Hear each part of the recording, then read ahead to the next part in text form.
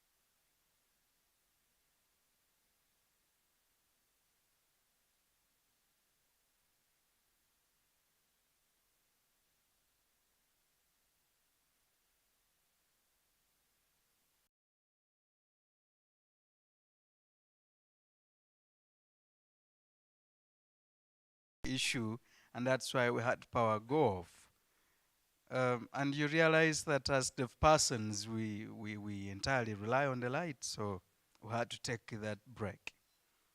So if all of us with tactile mode of communication, so we are about to begin, and then the power went off, but then we have to resume.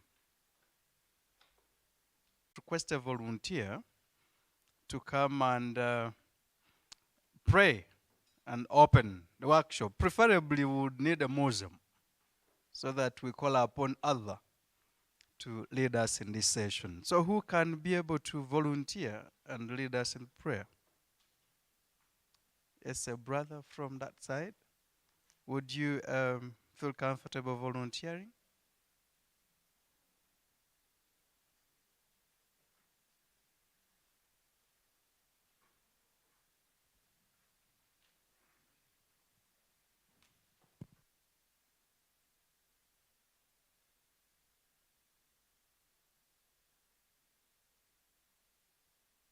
It's the day.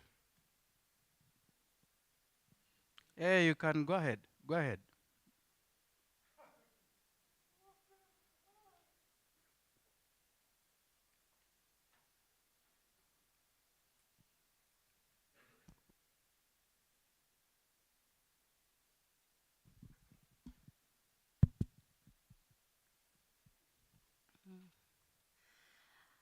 J'espère que la bénédiction de Dieu sera sur tout le monde, tous les présents ici. Et j'espère que cette conférence sera bénéfique pour tout le monde et développera toutes les connaissances des personnes présentes. Et que nous restons autant amis et liés par DEAFNET. Et je prie le bon Dieu, Allah, pour que toute notre vie sera positive après cette conférence. Merci à tous.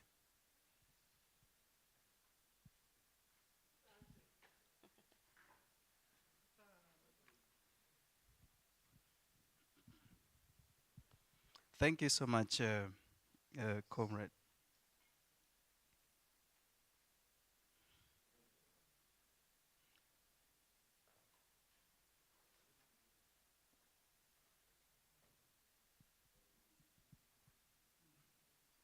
And every day, there is usually something new. And as we begin a day, we must be joyful. And how we do that is we must show the love.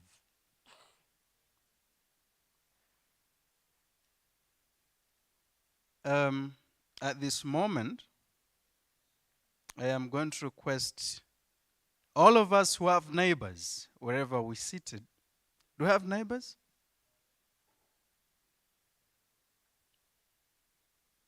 I am going to request that in just about 3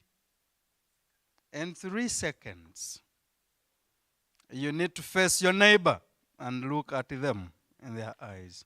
3 seconds.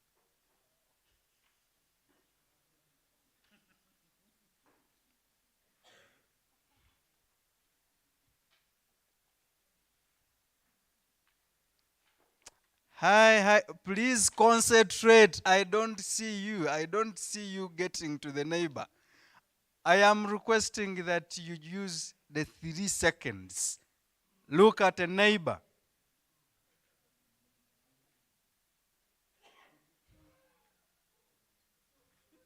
Please greet a neighbor. Have a handshake with a neighbor.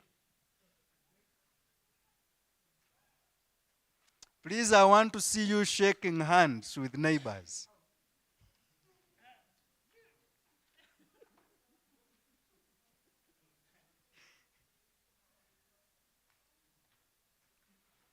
All right. Hi, hi, hi again. And I want to see us hugging. Let's hug the neighbors.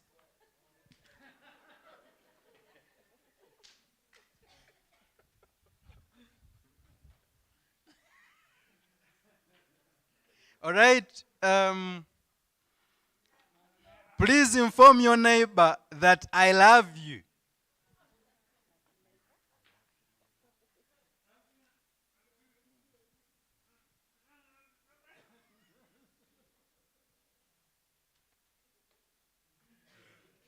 All right. How do we feel, members, after this kind of exercise? How do we feel? That is the best way you can always start a new day.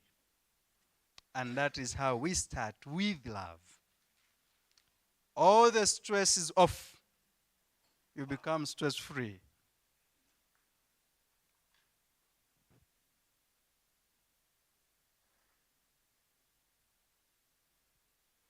In this entire week, we've been here learning, listening to different facilitators, sharing knowledge and experiences. And now we come to the close of the week. We're almost there, and we will be ending today. And as one family, we need to try our best and be able to manage the time. We do not need to go beyond the plan and the program that we have,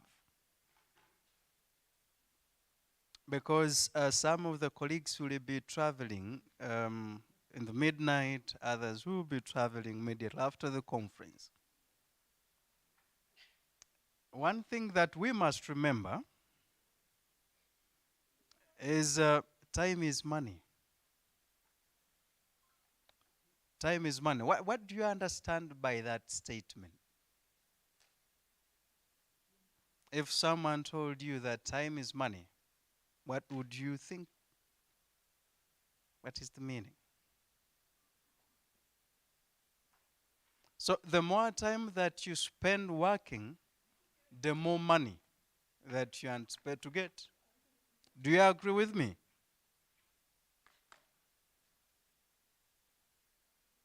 Do you agree with me? When you keep quiet, I wonder what you're really thinking about.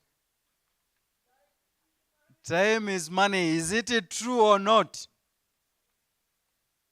It is right. Okay. So the more time that we spend working is the more money that we earn. Is that true? So if you spend more time eating, what happens?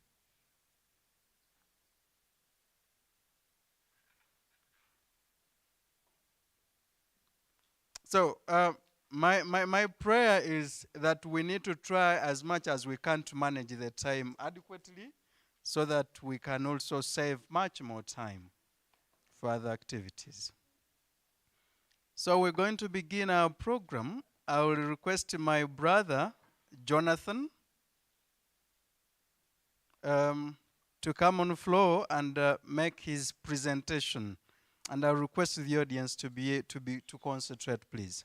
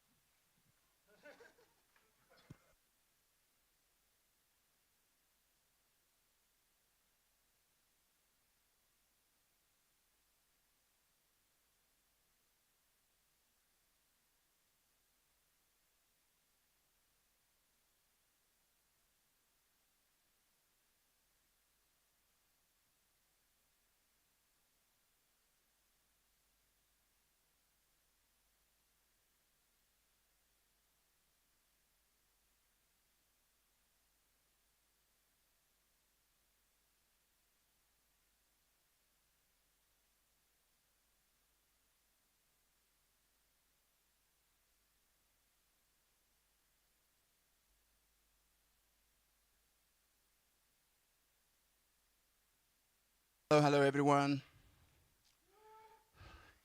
Brothers and sisters from the continent of Africa, I love you so much. And I hope you're having a good time. Oh, who am I?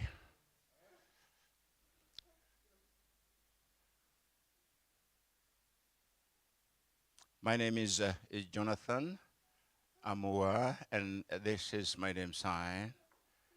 And where am I from? I am from Ghana. Now, let us go back to my presentation.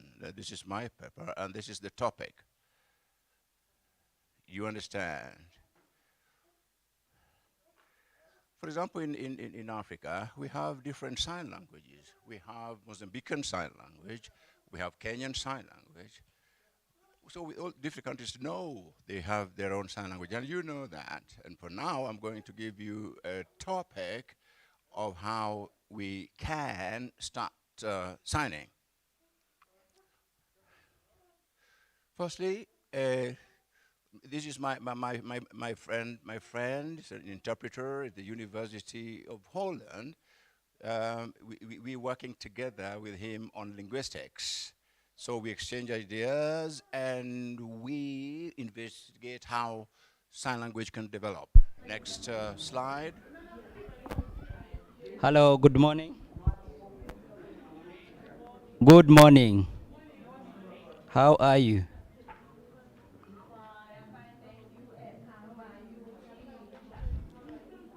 Fine, thank you. Group 1 by show of hands. Group 1. There is no one from group 1. Who are your group members?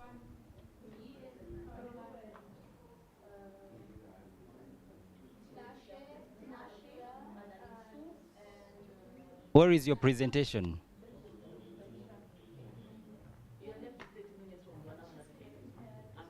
No, you actually gave me 30 minutes. Unless they are now done.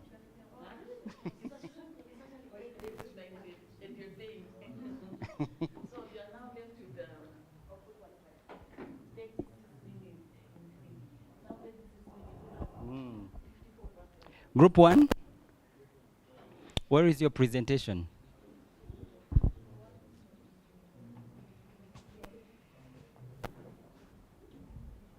Carol, you have it? Group 2? Group 2, by show of hands. You have your presentation?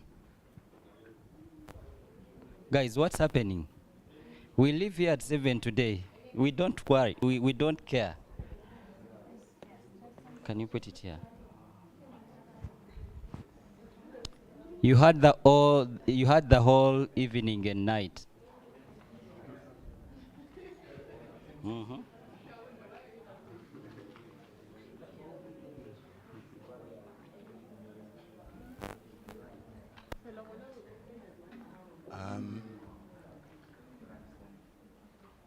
Can we hear me? Can we hear me?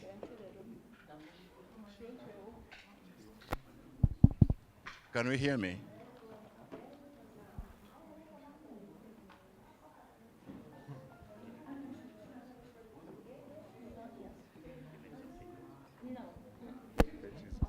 Okay, the channels were mixed up, so they have cleared it, so we can now go on. Thank you.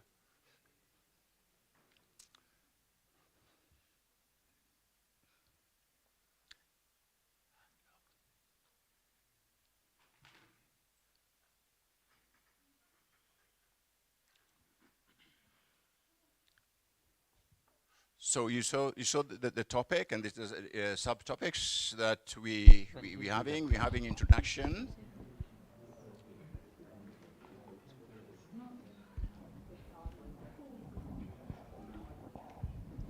The Ghanaian Sign Language started. No, okay, sorry, I'm going back. Group 3? 1987, 47. Where is your presentation? 87, then signing started, and this started by the first school being set up. So the first school started in Accra, and then moved to Mangpong in Mangpong Group School. 4? And that went on for a while, but it's good. The Can you deaf please? Ghanaians in school could not sign, so they imported the ASL, American Please, Sign Language. But before that, all they were trained by Reverend Foster, who came from America. You're supposed to divide this total by 17. So, what research methods are we using to investigate this? For example, you know that in Ghanaian Sign Language, the finger spelling is the same as all of you know, A to Z, but they use the individual letters to sign concepts. For example, in America, you'll have the sign for priest, and Ghanaian Sign Language will sign it differently.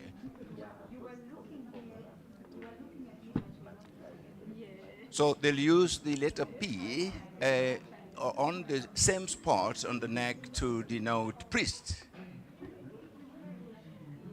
And now you know food. Spelling, it starts with an F.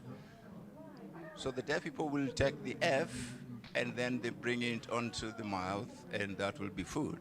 Initialization. So that is how the Ghanaians and deaf people have been using signs, and this is what we are investigating.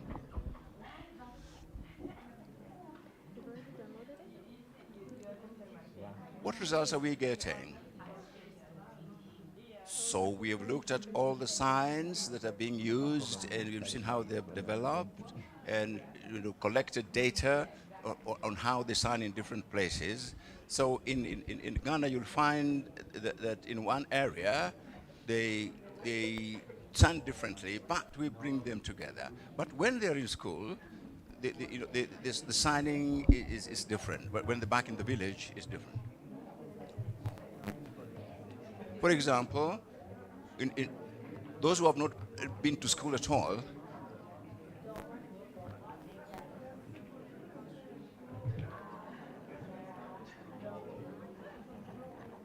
Saturday, for example, those who have not been to school, they'll sign it this way. That is Saturday. And that is the rural setting sign. But in school, they'll use Saturday with the initialized S. So we're trying to merge this to see how we can sign uniformly in Ghana.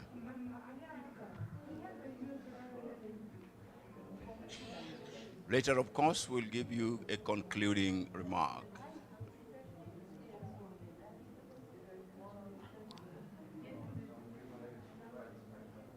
This is what we've been talking about. And Ghanaian Sign Language is abbreviated GSL. And it's for the deaf people in Ghana.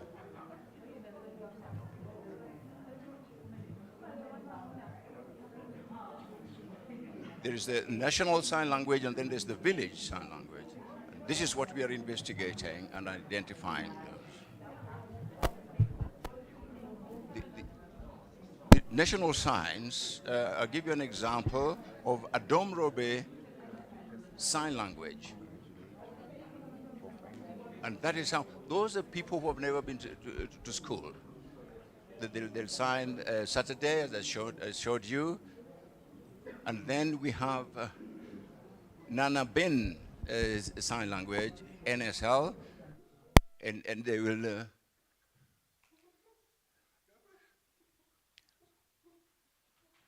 okay.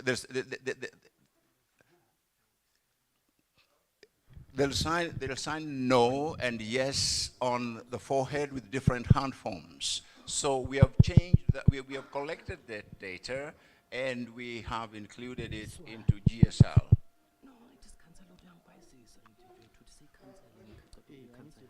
Ghana has all these regions that's listed, 16 of them.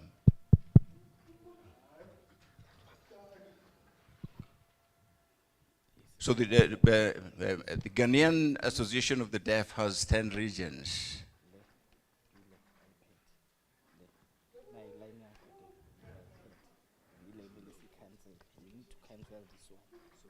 In 1957, the first school for the deaf was established.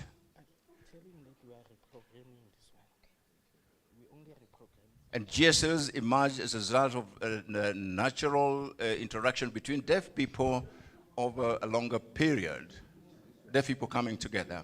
And this is what we're investigating. How did they do this to develop the language and to try to bring it together so that we can have a common national sign language? We would not like to completely change the home signs, but we'll see how we can merge them.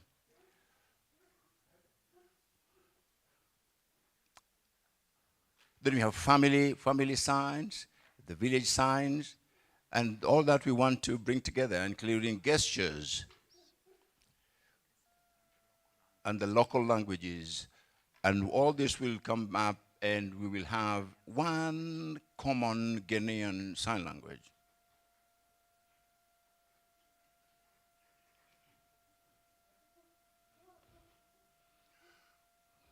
GSL has had problems for a long time. And they have been told this is wrong and that is right and all that. But it's been trying to develop under these difficult circumstances.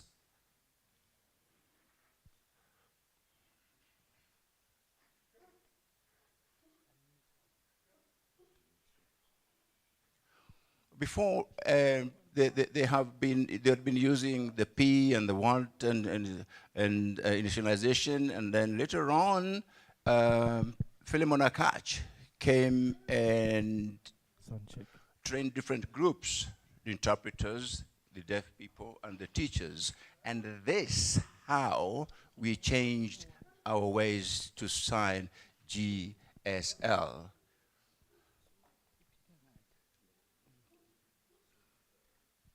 This was taught by Akash, and this led to the change that we have now, national Ghanaian Sign Language. We are not using initialization anymore since then.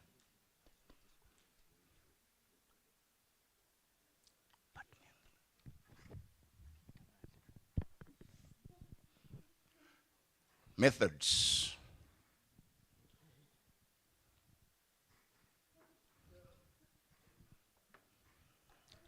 So we got different errors, and how do you sign this, and how do you sign that, and then we bring it all together and compare from different stakeholders in Ghana. For example, we have GSL, and we have gestures, and we have home signs. We compare and see which one is more which is used much more within the deaf community. So we have American signs, for example, and Ghanaian sign. So we look at which one is used much more. For example, the American sign, this is the sign for father, and the Ghanaians have the same. But we trying to check how we can merge this.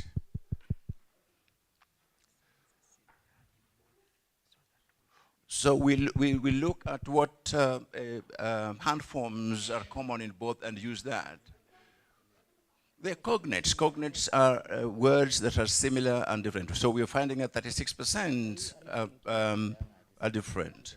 The cognates between 36% and 81%. So we find that they're becoming and belonging to the same family. So 81% and 100 to 100%, there'll be dialects, small differences. For example, when you go to the west of Africa, they'll be using the signs. For example, in Ivory Coast,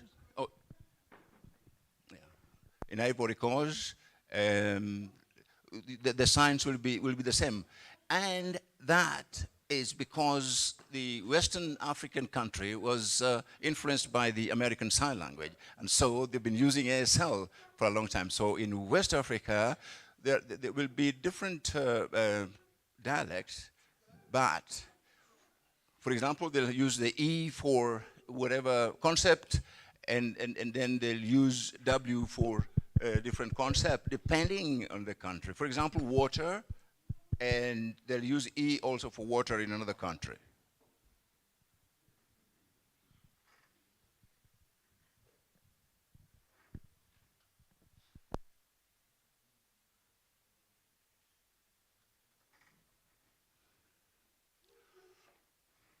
There's a person named who Woodward did research in 2000 and discovered that they're dialects in sign language, but does not say that the language is different.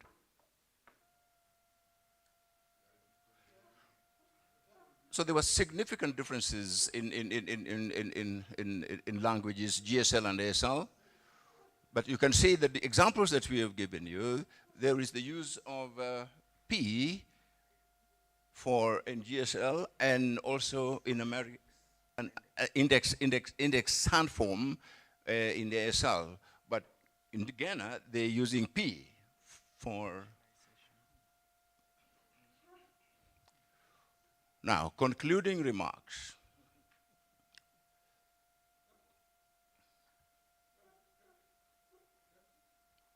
So we're concluding that GSL and ASL are dialects of the same language. So we're trying to look at what sort of differences there are, and then we merge them.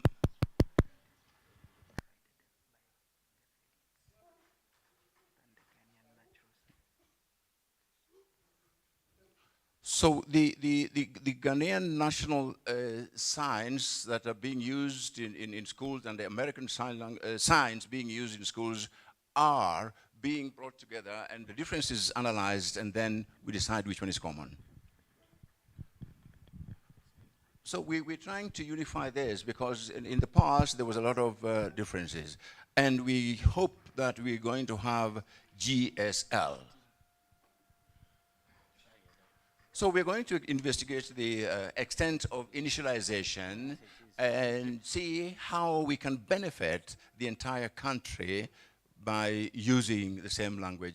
Now, all of us in Ghana, different regions, will be using GSL. So even the people who are using sign language in the families will know the Ghanaian sign language. And that's it. Thank you very much. And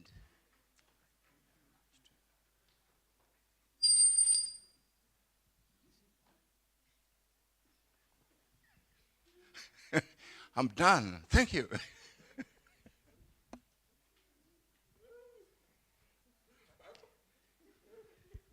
That's it. The screen is out, so what else do I do? Any question? The moderator? Where's the moderator?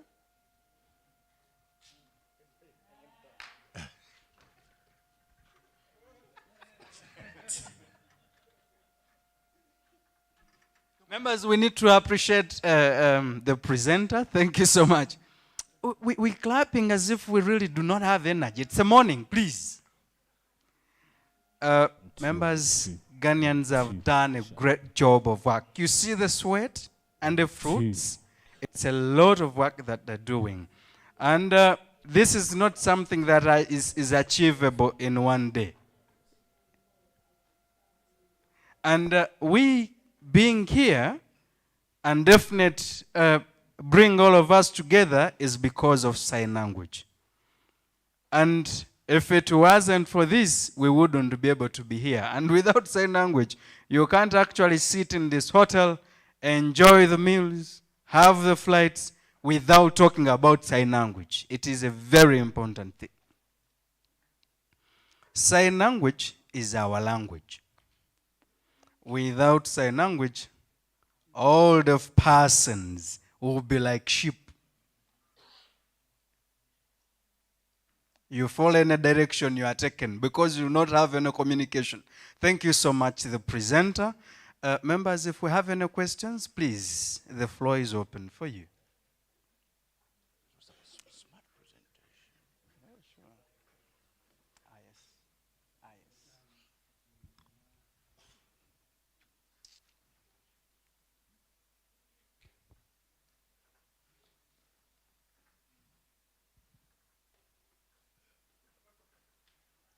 No, it's okay. It's okay. You know, Akash will do it. Okay, I didn't see him.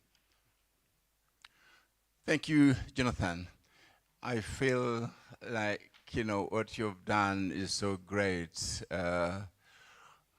because the Europeans, you know, taught us, but now it is time for us to do our own thing and do our own research. This is a new area, and so little research has been done in the continent of Africa, but I'm happy that you've said that ASL was taught in Ghana, and they included oral language as well.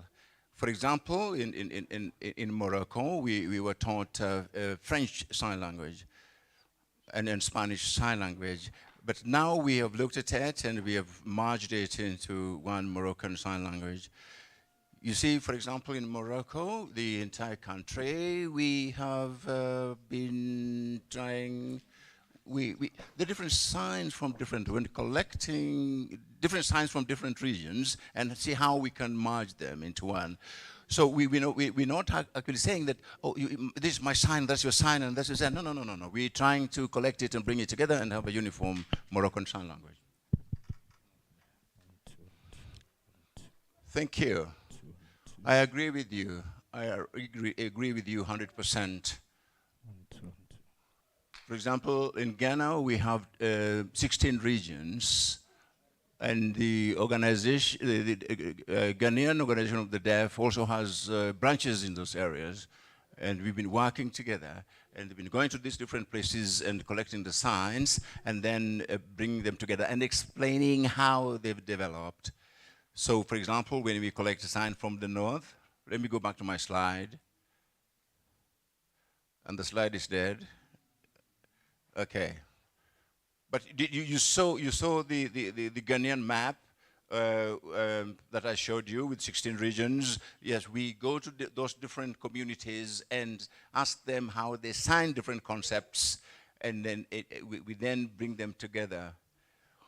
And we do not just collect and leave it at that. We train them on how to sign, how to. But we're not giving this out yet. We are still doing much more, and we're looking at whether it's going to be right or wrong, regional variations, and then we bring them together. We'll still have dialects. We cannot kill that, but everybody will know that this is Ghanaian Sign Language with variations.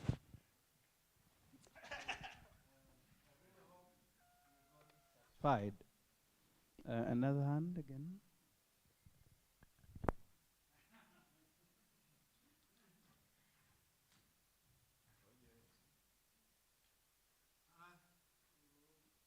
Sign language is a big issue. Thank you, my friend from Ghana. I'm wowed. But I would like to see a situation where the continent of Africa, we have our own sign language, not getting it from overseas and then changing it to ours. I want us to do our own. And if this happened before, we need to change. For example, South African Sign Language, we have ASL.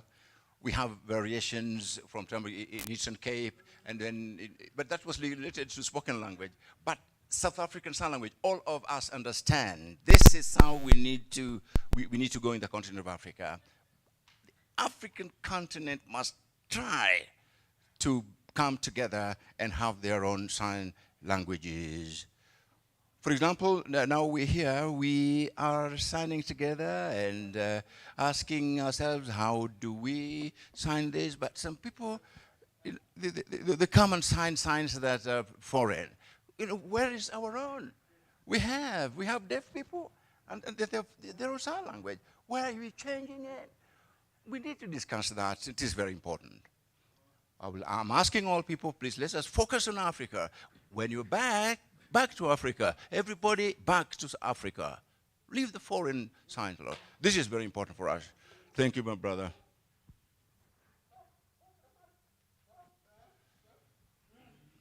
I take your advice. Please come to Ghana, and then you can say the same thing in Ghana.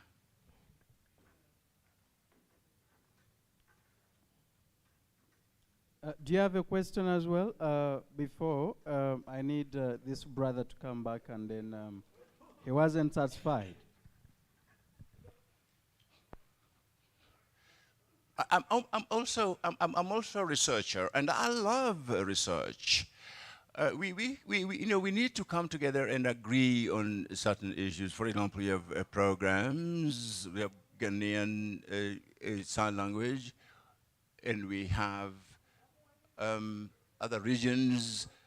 For example, from the north, and the north, communicate maybe more, but than the south, because the south they have the rural signs, the firming, the rural signs.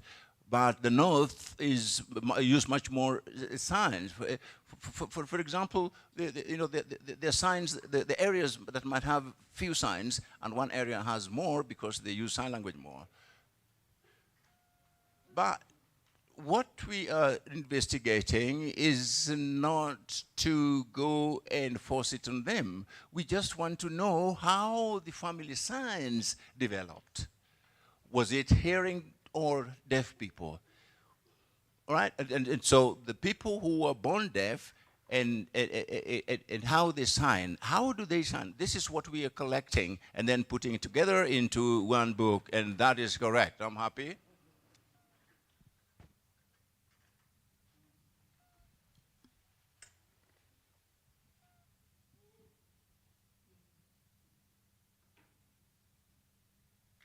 Thank you, Jonathan. for the presentation. It has been a wonderful one. And I have made sure that the colleague is also satisfied. Members, we need to appreciate the colleague. Let's clap for the colleague. Thank you.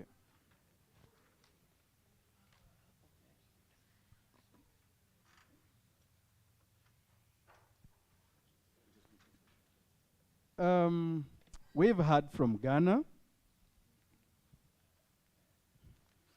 We've heard from Ghana, and we've had questions, and some of us were not comfortable, and we had to coach guns to make sure the guy falls. Unfortunately, the guy has been taking risks, and he hasn't fallen down.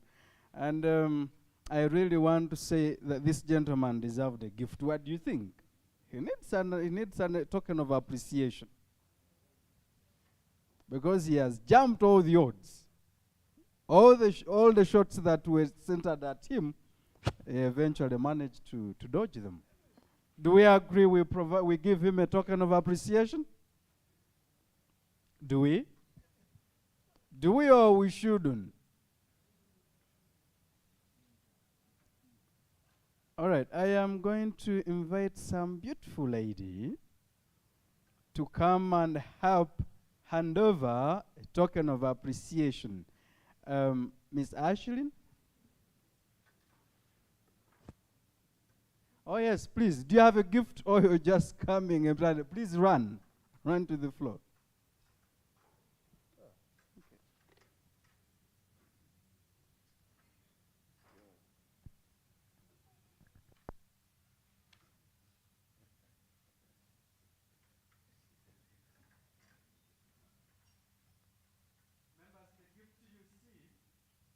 Beautiful young woman, it has been waiting for the gentleman since 2013, and the lady you see has traveled from far, and a lot of skills that have been imparted to her by DEAFNET, and this is her area, and that's why I felt she was the right person, walking like a model, to come and hand over the gift, a token of appreciation. Thank you. Let me tell you this. I'm working with as a sign language developer, but the president of the Ghanaian Association of the Deaf is that, so this token, I'm not going to receive it. I want to give it to my president. And this is appreciating deafness as well. Wait a minute. Are you basically giving it to him? No. Both of you should be able to receive the gift.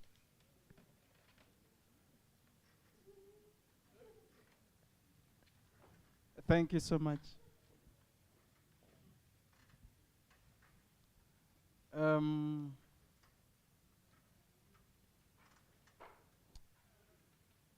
Before we proceed, I have a brief announcement to make.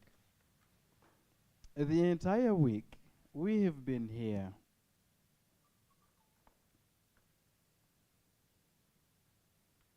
And we really feel maybe there must have been a few challenges here and there. There are those of us who feel maybe it hasn't been a successful conference. As DEAFNET will always continue and think forward to improve whatever they do. And so, we want to find out, how do we know that DEAFNET has been good or bad, or there are a lot of things that we would desire to improve? Where are the gaps? This can only be done through interaction. So by the end of today, after all the presentations have been made, please accept to do for us an evaluation so that we can be able to assess ourselves. And the paper you see me holding on the front, it is in English, but we also have French, It is not a long evaluation form. And the questions are very simple, very easy. So never worry about the kind of English that you're going to write, whether French. It's a deaf way. Let's write it. Definitely find a way. And before we break off for lunch, we need to make sure that we have a group photo. And please endeavor to be available. Don't disappear. A group photo is very important. It is something that we can always have for memories. And every time that you show out to the children will always be happy and appreciate that our dad, mom, someday traveled to South Africa and represented the country where we come from. And the children will be inspired in some way. All right. Is that clear to everyone? I think I had explained earlier that we're going to have a lot of changes in our program as we move on. And the facilitators are also going to vary. And the facilitators, we have had an interaction and have allowed that we can have changes in some way. I want to invite a team which will be facilitating. You know, have you heard about schools for the deaf? We have so many out there. Where our children, your children, study from. And the mode of learning that they go through, which is sign language, but also looking at how do we enhance their participation, but also learning in the schools. The ladies before you are going to explain the circumstances, the conditions under which, and strategies that our children study. How do they do the sign language? How do they use sign language as the mode of instruction? You're most welcome, our presenters, and please take on the floor.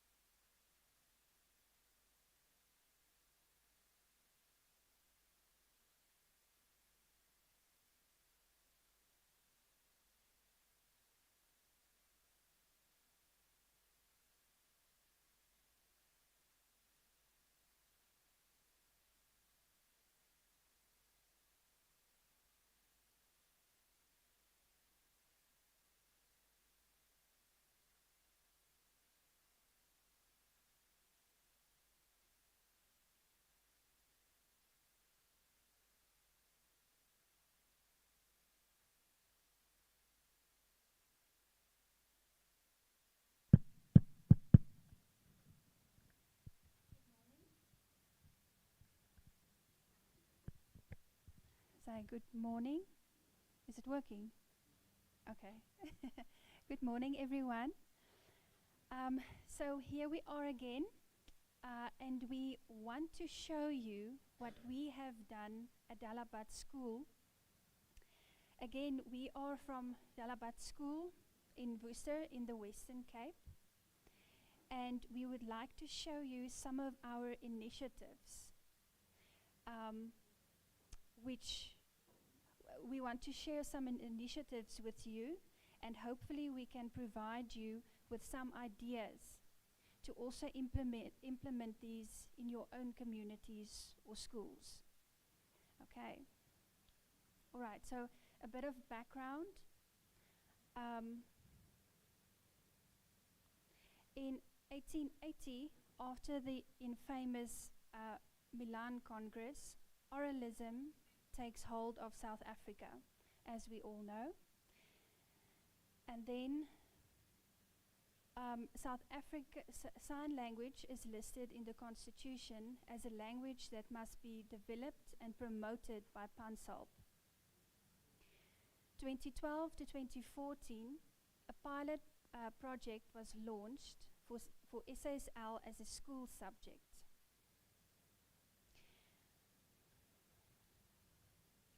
Okay, so some of the challenges we have in our school and actually in our communities, in many of our schools for the deaf, most teachers are not fluent in SASL. They are not fluent in sign language. Teachers cannot communicate their subjects well.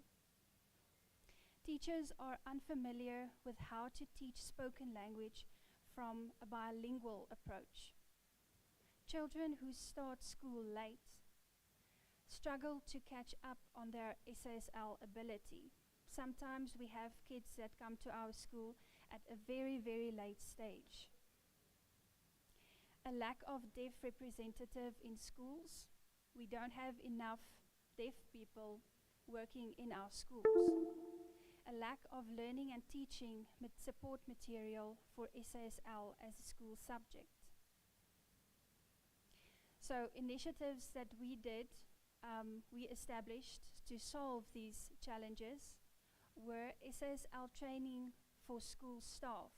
So every single Friday at our school, we do SASL training for our teachers.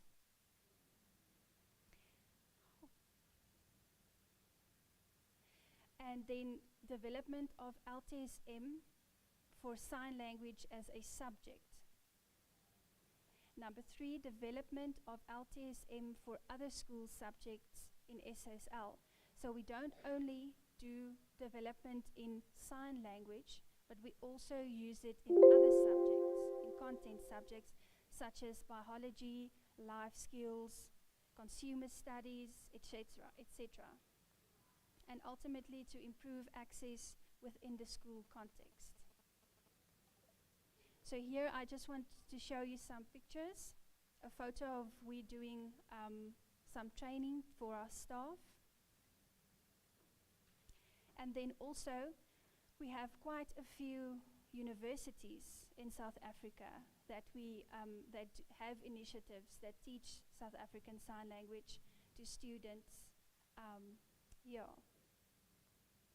And then we also, in South Africa, we have a few apps, tools that we developed, that people developed. We have some initiatives and tools like apps, like the definition app, the one over there, that you can download on your phone and then you can learn sign language. So we have a few of them. We have a few YouTube channels as well. Deaf people that created their own YouTube channels to teach people South African Sign Language. And then internally at our school, in 2015 and 2016, Dalabat School initiated a lotto-funded literature project where we visited various schools for the deaf from across the country to collect literature. So delegates from our school went to every school in South Africa, and then we collected poems, stories, jokes, you name it. And then we made a CD of it, and then we use it for LTSM. Okay? And then also, you might remember in 2016, the previous DEAFNET conference, we also asked you to participate in this initiative. And then, of course, HandLab. I hope Mrs. Modiegi will be able to explain a bit more of this initiative. Modiegi. I hope she will be able to explain to you because she is at a later stage. Okay, so we use HandLab at Stellenbosch University. They create LTSM for schools for the deaf. So we use them primarily. They are funded by the Western Cape Education Department. So we purchase LTSM from them, and then we use it in our classrooms to teach sign language and to teach additional subjects. So this is just a few examples of what they do. And then also the one over here, Romeo and Juliet. Every year we do at our school, we participate in the school artscape. Yeah, in the Shakespeare Schools Festival. We participate, and then we do a Romeo and Juliet drama. Then we give it to Stellenbosch University, and they develop LTSM from that. Okay, just some more examples.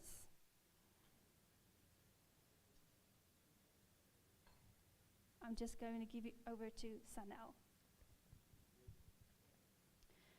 Okay, so despite all of this development, many teachers still have a very negative attitude towards South African Sign Language and never become fluent. So we need to develop LTSM and subject terms in sign language for other subjects so that deaf learners can have access to learning. Also, if we develop this material, it enables teachers to develop their sign language skill as well. So we primarily receive material from HandLab, as Mocha already said. However, we need to supplement this with other resources, which we create internally. So how we do this is sign language teachers work with the interpreters to develop material on an as-needed basis. So here at the bottom of the screen, you will see there are 3 posters. Those are also from HandLab. So we are very, very thankful for them. However, here is an example of how we develop subject terms. So this is for business studies. We create a PowerPoint, as you will see on the white image on the right. There are a list of terms, and then if you click on that green button, then the video on the right will open up. So how do we get all of these terms? Through a lot of hard work. We communicate with members of the deaf community, and we gather in as many of the signs as we possibly can find, and then we use that. The interpreters don't decide which signs are used. We just do the formal recording for it, for the PowerPoints. But all the signs come from the deaf community, and the deaf people decide on which signs should we use. Then we also create additional study material. So you can see there on the bottom with the weird looking body picture there. That is a video for biology about the nervous system. So that is an interpretation of that video. So that example, the teacher found a video that she really wanted to use because she felt it explained it very well. And then she would bring it to the interpreters, and then we would interpret it and work with the deaf staff to check whether our interpretations are correct and those kinds of things. And then we would give it back to the teacher. There in the middle, you will see that is a set text for the English class for grade 12 that we broke up in parts and translated the entire short story. And there on the yellow box there, that was also a video we did for a life skills class. So then we also aim to improve access within the school context. And we do this in the following ways. So first off, when there are external community initiatives that collaborate with the school, they work with the sign language staff and the interpreters to develop material also on an as-needed basis. So you'll see there the one video is the story of Saul in the Bible, who became Paul. And so that was the Deaf Family Church approached us and asked us if we could please interpret that video. And then on the other side, you will see FEDSAS, as we call them. That is FEDSAS, F-E-D-S-A-S. That is an organization that trains the governing bodies of schools. So we are also collaborating with them to make their training material more accessible for schools for the deaf, because we also have deaf people on our school governing body. So in that way, we make management positions and leadership positions in the school much more accessible to the deaf. And then live interpreting, as you see in front of you right now, that's also live interpreting. So here is a wide variety of interpreting work that we do. We go with on school trips, we interpret meetings where there are deaf and hearing people, presentations, medical visits. I've driven in an ambulance a few times. Whenever some of our children at our school become ill, then we use the school interpreters, mostly because our school interpreters are familiar to them, are safe to them, and understand them well. Then you will see in the middle there is the teacher with an interpreter. So when there are teachers that come to our school who do not know sign language, then we will have an interpreter in those classes to give them time to learn enough sign language so that they can then carry on with the classes themselves. In other instances, we have teachers who go on maternity leave or medical leave, and then we need to get in a temporary teacher, which most of the time does not know sign language, and so then the interpreter will also interpret those classes. And then finally, concessions. So concessions for the NEC exams. So NEC just is the national certificate examination. It just means that the language in the paper is simplified. And they also allow the presence of interpreters during these exams. So the reason for this is because our children are not writing their exams in their first language. They are writing it in their second language, the written Afrikaans or the written English. So these kids can read, however, there are a lot of words for the same thing. So many times our kids can do the math, but there's just one word in the sentence that they have no clue what that means. And so then they cannot do the entire maths question.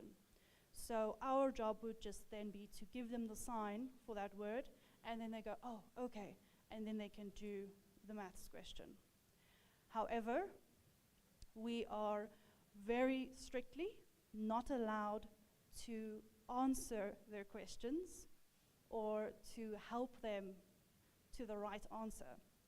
So, for example, if you have, there's an English expression to let the cat out of the bag. If if this idiom is in, for example, a consumer studies paper, and the question is, what is this person's secret? Then we will translate that idiom completely into sign language so that they know, oh, this idiom means to give out a secret.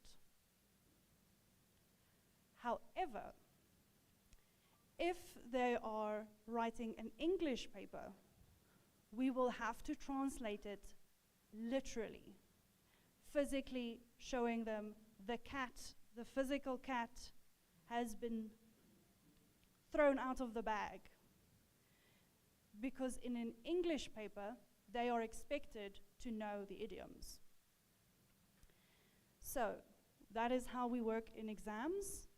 And then there are some learners who have other disabilities in addition to hearing loss.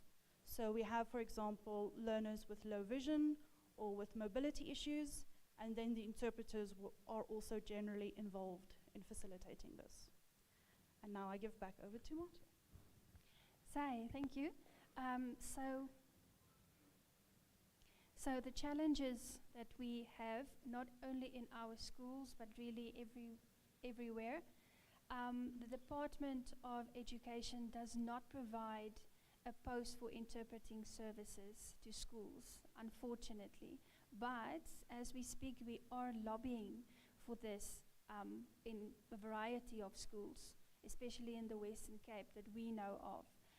Because at our school, we know the need of interpreters, and not one interpreter. We actually need more than 2 interpreters at our school, because there's just so many things that we have to interpret. And sometimes when our 2 interpreters are busy interpreting, then we as the teachers, as the SSL teachers, are asked to interpret. So it makes the job quite difficult. But as we speak, we are lobbying for these positions. And then, especially at Dalabat School, the SGB, that's the school governing body, has opted to create these positions themselves due to the obvious need that we have. And as far as we know, other schools have the same challenges that we have. And then lastly, where's Boom? Boom. We just want to, where is he? The interpreters. I don't see him, but we just want to thank him for helping us with the French, with checking our French, to make also these PowerPoints accessible to you. Thank you.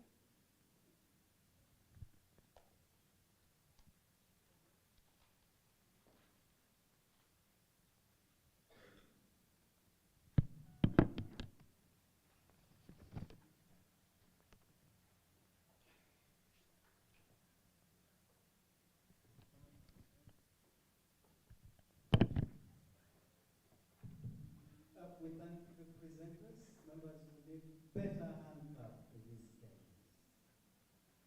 Again, the third time. Your boy. Let's clap for the presenters.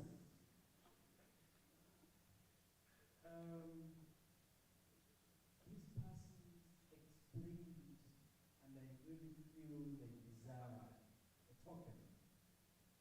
Even before any comments. I think they deserve really token. What do you think? Members, what do you think? Is it okay really we give these people token? I am promising both of you a token. Each of you, if you answer the questions, the token is on the way. Any question? Good.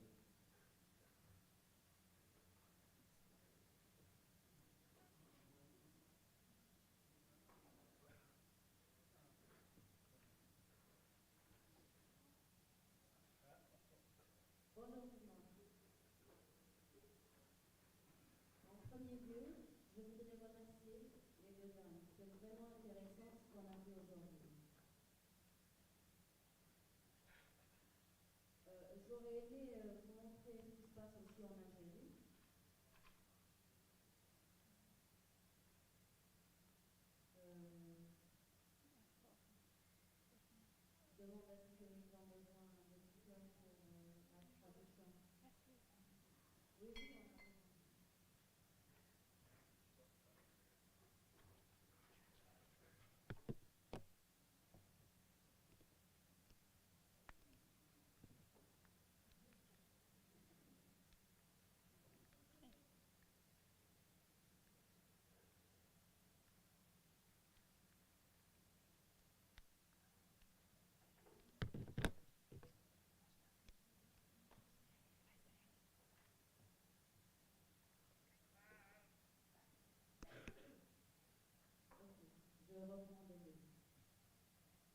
Je remercie les deux conférencières de nous avoir montré leur expertise et je suis toujours contente d'être ici invitée par DEAFNET. Je dis dommage.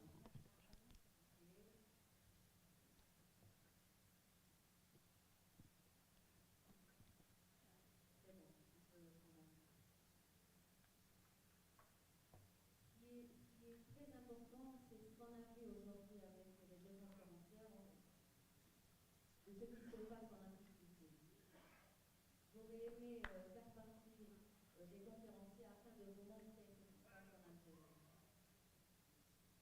Il y a à peu près 6-7 mois, notre président de la République a invité notre Fédération algérienne des personnes sourdes pour une thématique bien précise.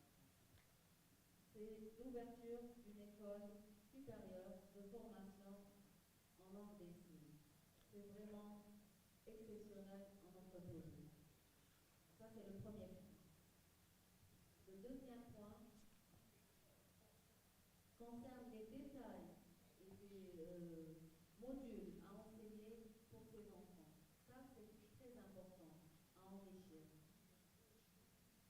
Avoir une école et ne pas avoir le support pédagogique, c'est incomplet.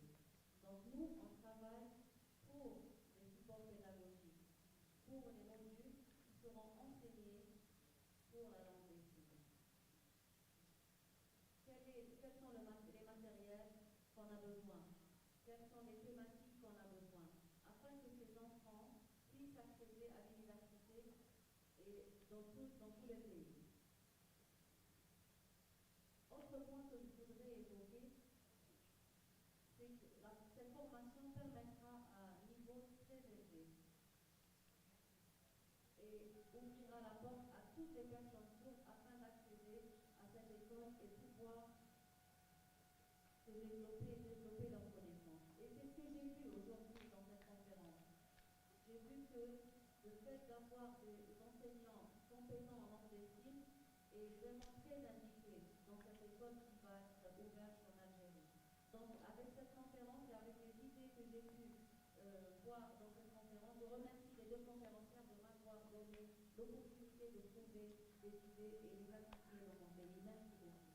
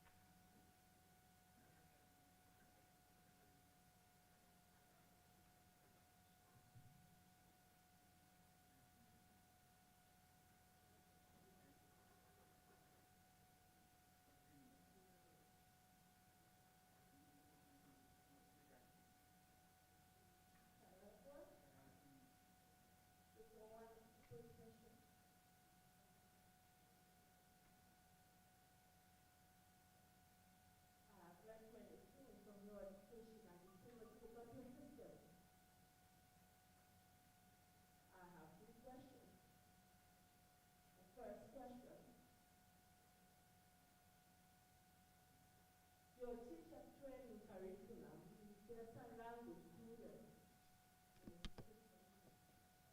The second question,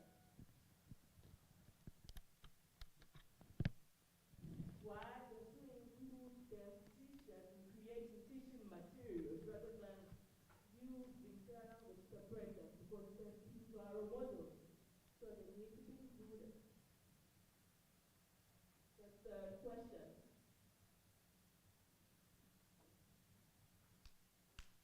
is our self-concerned language taught in your schools or untaught or just in the schools? Thanks very much.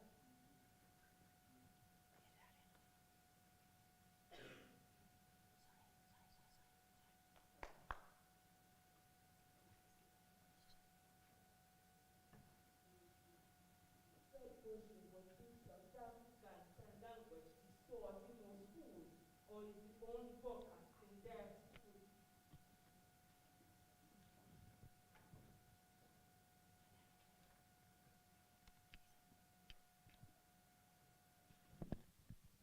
Okay.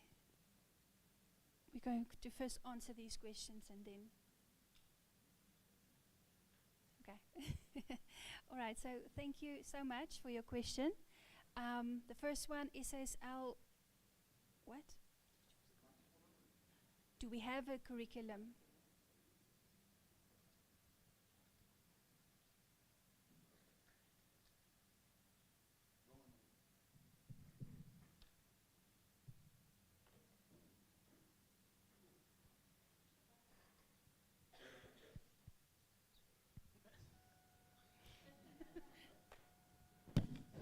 Not enough space.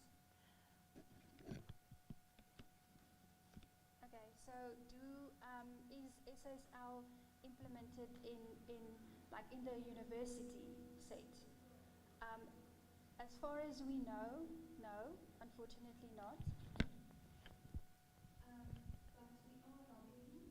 I studied at the University of the Free State. I don't know, Dr. Akash, if you have an answer for us. But when I was at university, they wanted to implement SSL when you study to become a teacher. They wanted to make it compulsory for education students to learn SSL as well. But I'm not sure if it's like that. Yeah. Does that answer your question? Okay.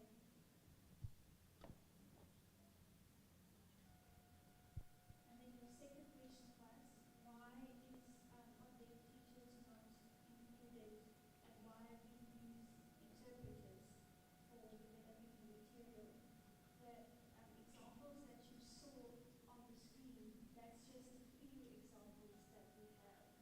So we do use, we prefer to use the educators, but at our school, unfortunately, at this stage, we only have about 3 deaf teachers at our school. 2 of them being hard of hearing and 1 profoundly deaf. So to do your primary job in teaching and developing the learning material and sports and the whole of the program, it's really quite difficult. So when we do our test and development in our school, we have about 16 people, all the SSL teachers, the interpreters, and members from the community, deaf members from the community, that we ask for assistance. Does that make sense?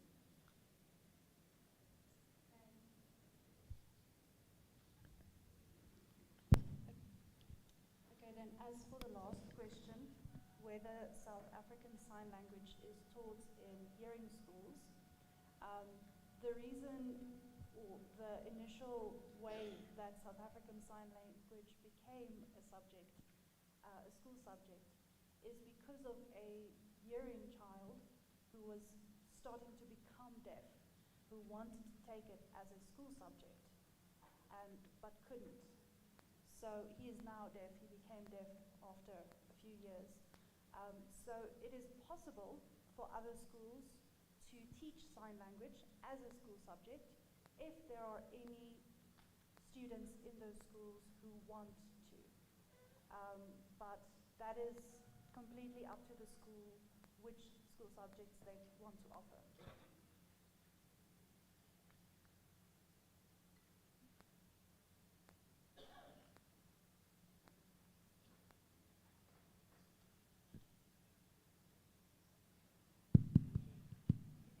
Okay, another hand in the audience.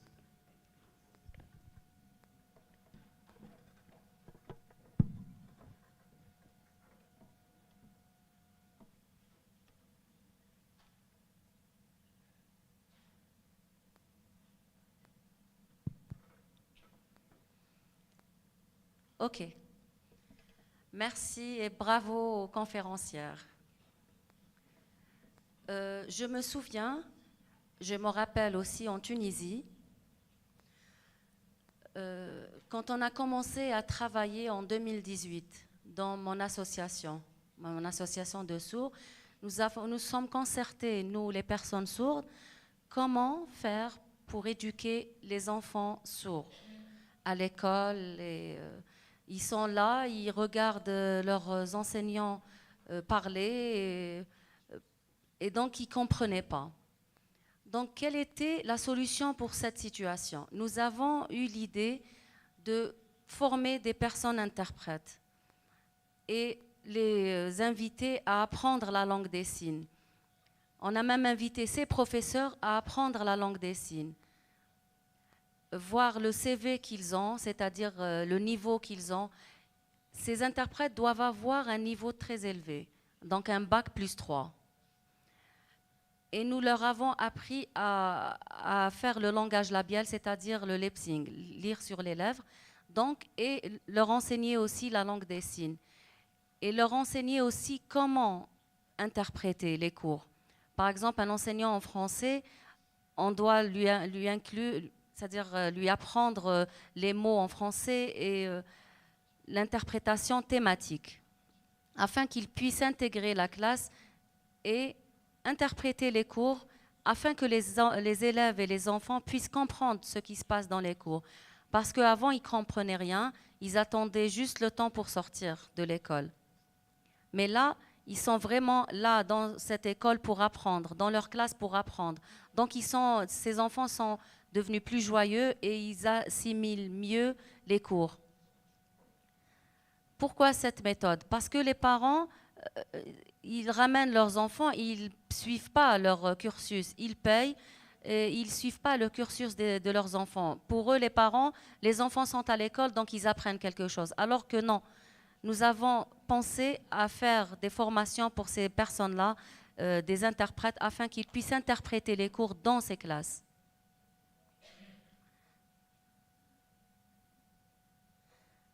Il y a des personnes sourdes qui ont eu le bac.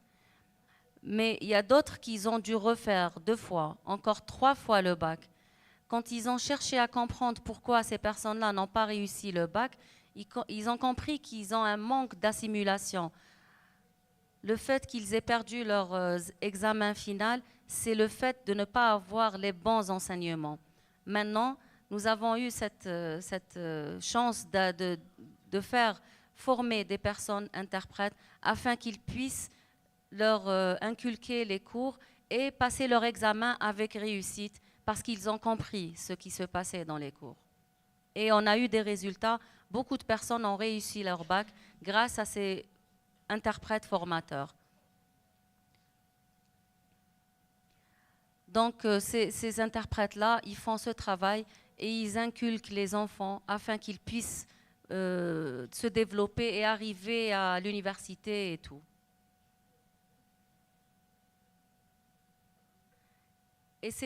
Et je voulais vous dire ça, c'est pour vous expliquer l'histoire de notre pays par rapport au développement et à l'éducation des enfants sourds.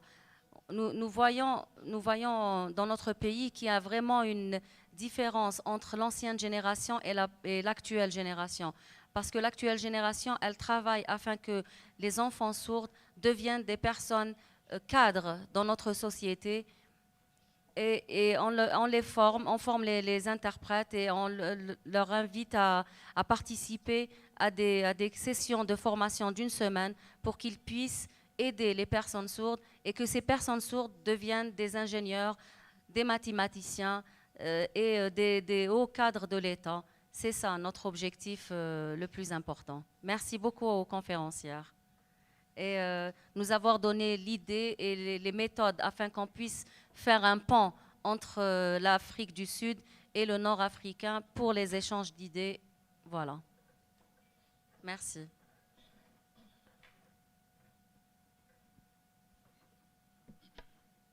Thank you so much for submission. Thank you. We all have had so many opportunities to ask, and I have not had that opportunity. I think I should also use this platform to ask you a question. Do you allow me to ask you? Thank you for accepting. Your explanation was really good. And a lot of things that we've learned. One thing that I have learned is to make sure that deaf persons can. But they can in different ways. It's not the ordinary way of hearing persons. My question to you as a presenter, as you showed here on the projection, you gave children and you give them special exams. Is the special exam different from the exam that ordinary learners sit for? If the exams are different, why do you think it is the right thing to do that deaf children sit for a special different exam from the ordinary hearing persons? My second question, you showed on your projections that there is a training of sign language for the teachers. And again, somewhere you explained that you deploy interpreters. If teachers are fluent signers, why would we need interpreters?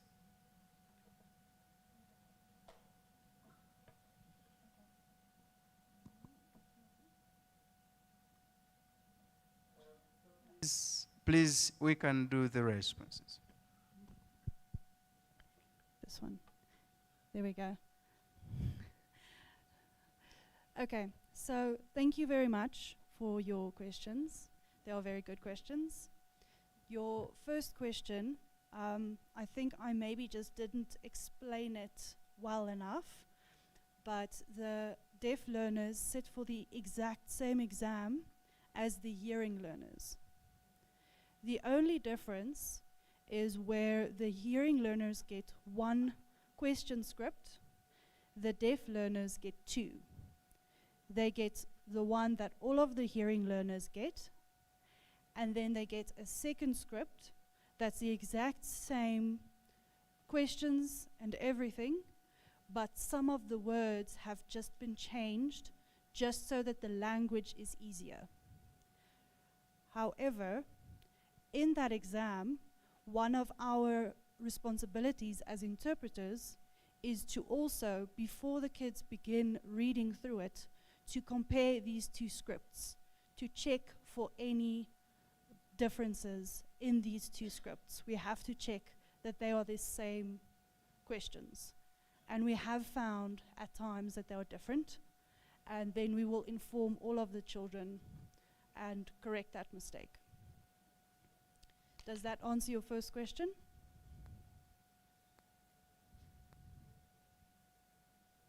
You've really responded well, actually. Okay. And then the second question.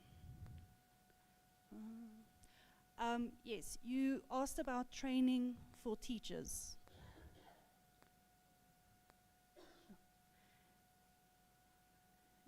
Yes.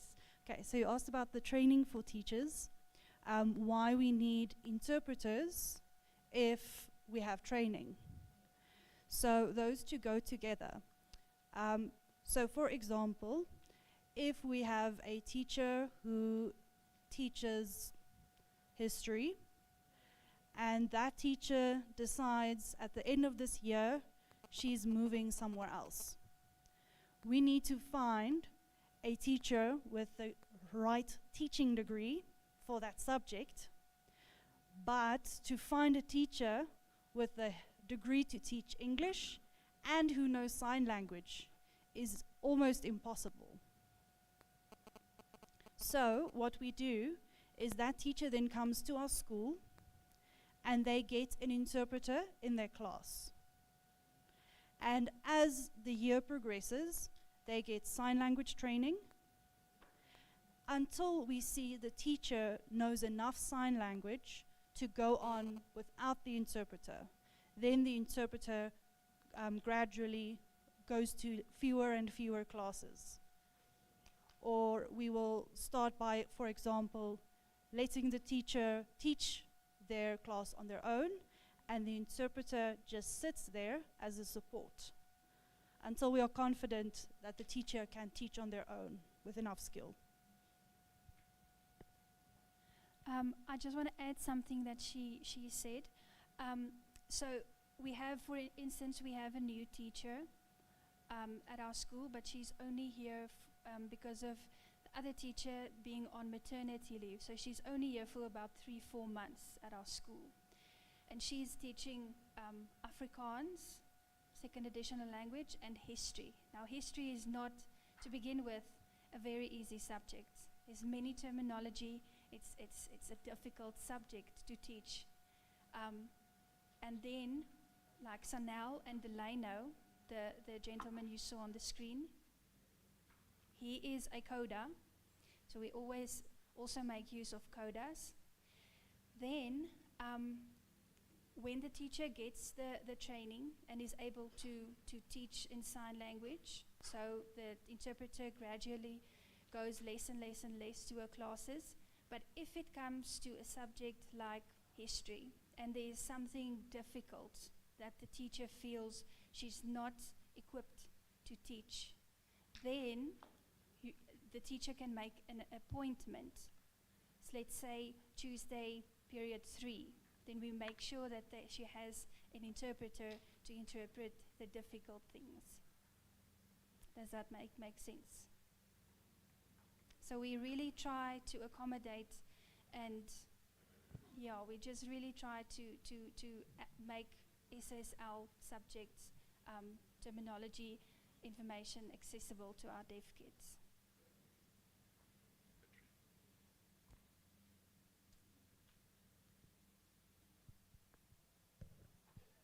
Thank you so much. The answer was just perfect. And I really feel satisfied.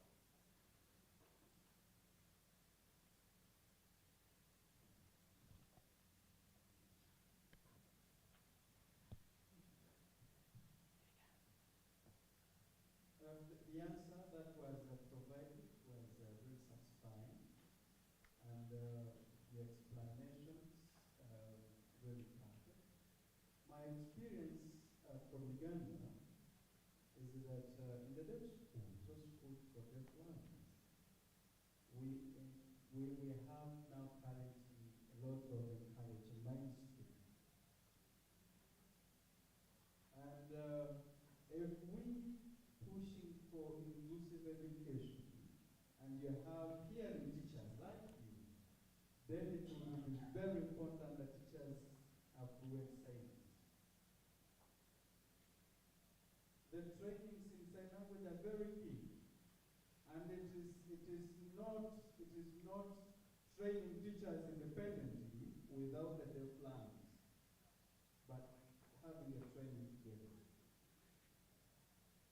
And now, where the challenge is where you have the teachers training sign language, and they become very fluent in the language. And in a space of 1 year, our government has all the luxury to transfer this teacher to another school. And that again brings a barrier that the teacher who has been posted cannot teach internally because the fluent teacher has been transferred. But the explanation was satisfactory, and research has shown, and which is very important, that if you do have the children, provide them with materials. And the moment we have learning materials, deaf children can really learn. Deaf children do not learn the different way. They learn the same content, but different ways.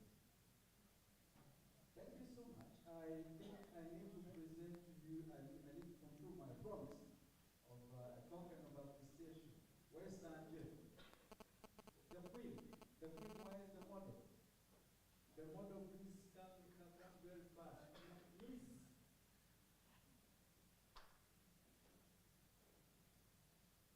Miss Fazlan,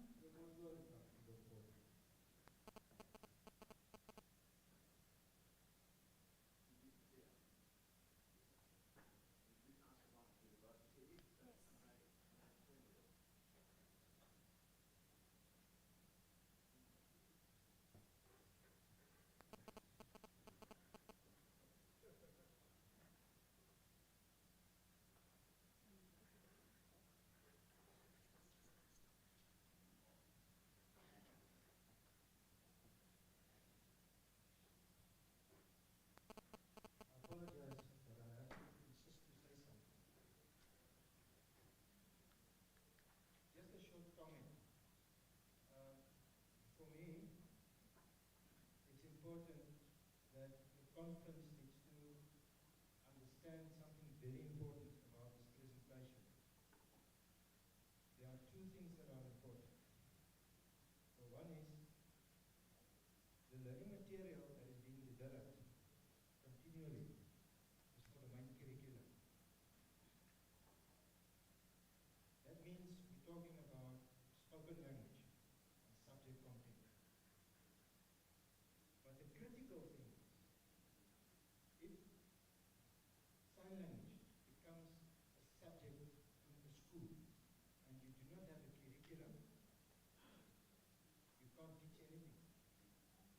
So if you have the curriculum, you will still face a serious challenge, and that is what will you use as content to teach. And this was exactly why this presentation was brought to you, hoping to ignite a fire in you, so that when you go back, you will say to the Ministry of Education, please, we need to develop learning material for sign language, which is different from the subjects that we're being taught.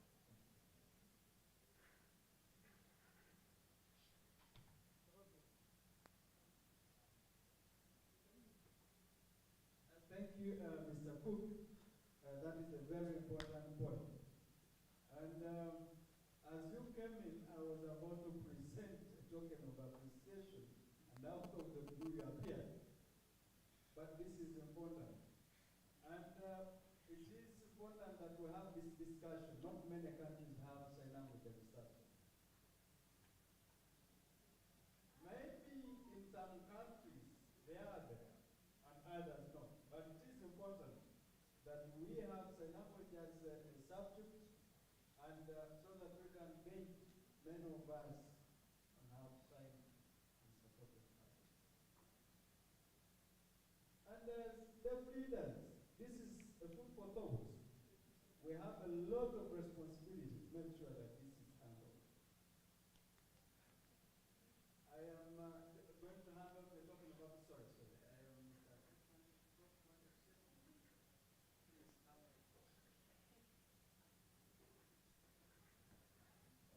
Thank you, Teta. As I said, I'm a man of many arts. She mentioned me, and also Amoa. Jonathan, where are you? Okay, Jonathan also mentioned me. Oh, there you are, right? How I went to Ghana. I did bring changes to Ghana. What I did was point them in the right direction.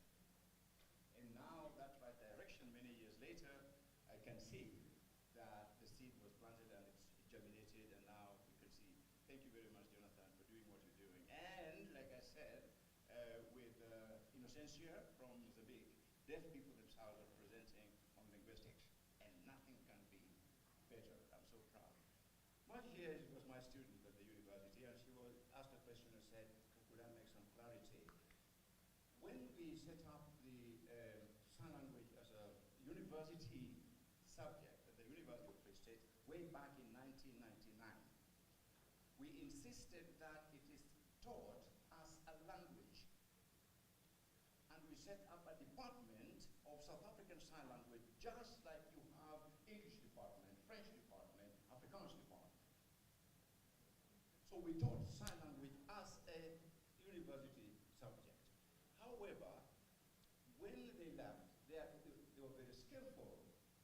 But in order to teach it as a school subject, then one needs to do a postgraduate diploma in how to teach it, didactics, methods of teaching sign language as a school subject. But having been skillful in signing itself, they could be posted to any school and the language will be South African Sign Language. That is what I wanted to clarify. Did I do well, my student? Thank you very much.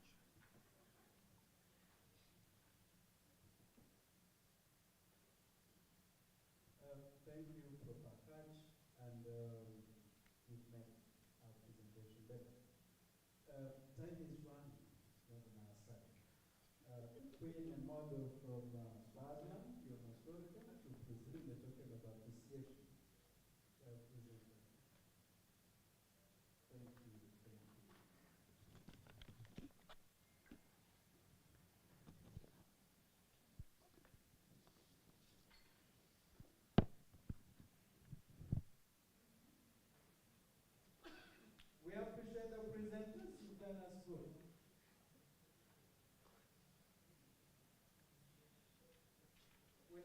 the audience, I realize people are sad, holding our cheeks. I think we need to stand and appreciate the presenters.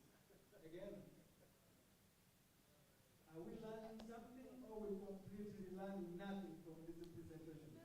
Have we benefited anything? Have we? Or we learning nothing? All right, I think we almost we need to break the tea. But I had actually forgotten to thank Akash again. I feel I need to appreciate Prof. Akash. He was the token of appreciation. A few minutes ago, he was standing in front here interpreting, and I was asking myself, how does he manage? I'm thinking we need a token of appreciation. But I eventually remembered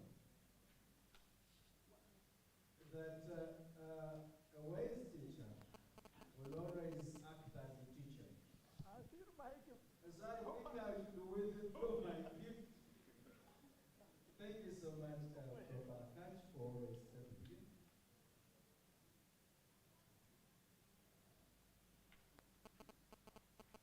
So I am requesting that we spend 10 minutes for a tea break, and then we renew the next session. Should we use 10 or my apologies? My apologies. Just a minute before we break. Pastor wanted to say something.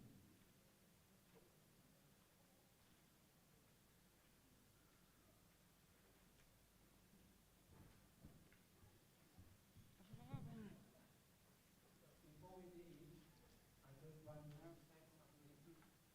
I have a question. For DEAFNET. A very important question. For example, when Anthony shot the bullet early yesterday, we thought, okay, we need to not jump the gun this time. We need to think about it carefully.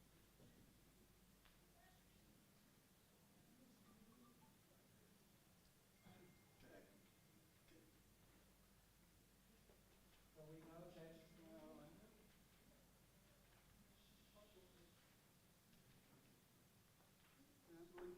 Akash was sitting up this morning, and he's renowned for his expertise, and so we appreciate all of that.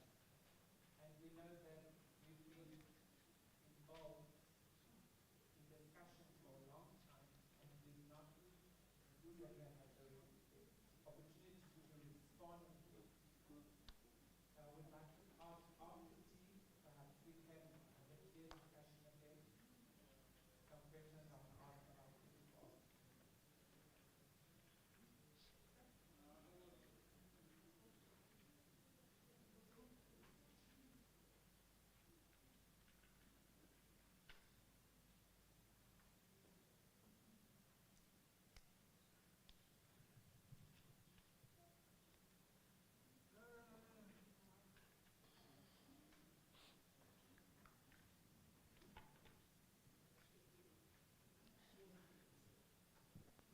All right, okay, let me inform you that DEAFNET, Reverend Artist Gate, has been with us for a long time, and now is retiring.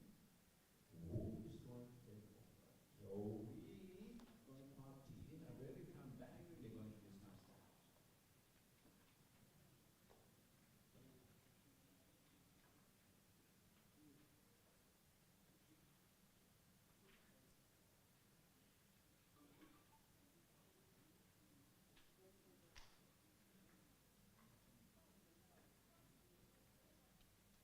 During the conference, we always, quadrennial, is every 4 years, we come to this conference and we hold elections.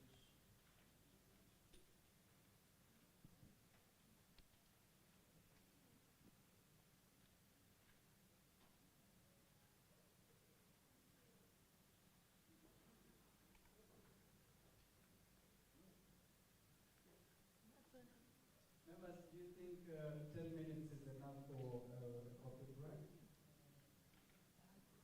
Do we go for 30? Okay.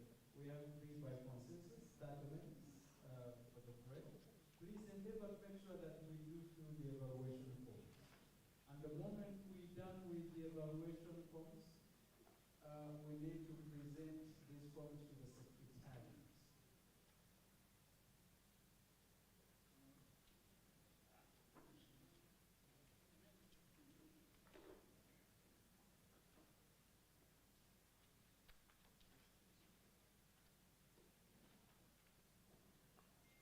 And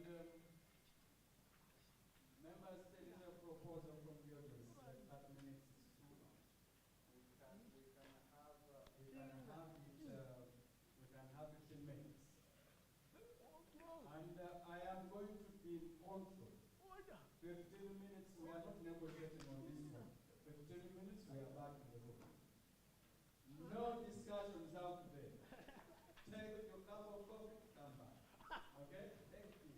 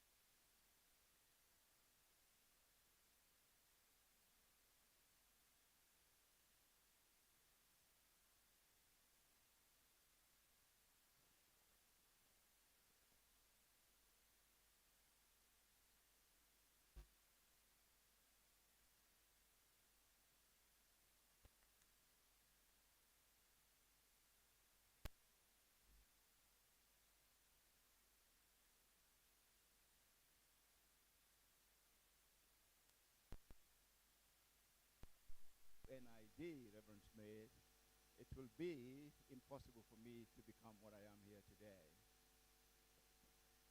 So you took me from the farm, herding cows, to what I am today. Now you can see how I have developed. Thank you very much. Thank you very much, Reverend Smith. Thank you. Thank you. Thank you.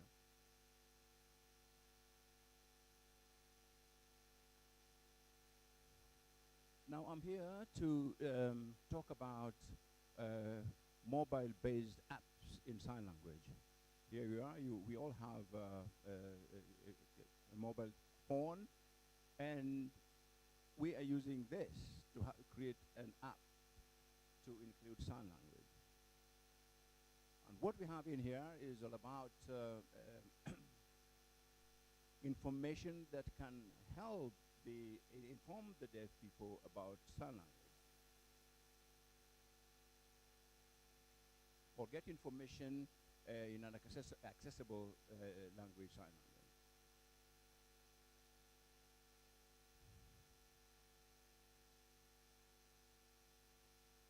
Now you see this. See this. Deaf elimu. Elimu is a Swahili word that means Un mot swahili qui veut dire éducation. Ça veut dire éducation. so Deaf Elimu Plus. Def Elimus Plus est le nom de l'application. This organization, Deaf Elimu Plus. So we abbreviate it as DEP. And this company is a private company and is established under the to develop areas on how to get deaf people to get information about different things regarding health and other issues. But who are the people who are involved in this? Here we go. You can see myself in the middle. And I am in charge of the content. I'm the content manager, and our CEO,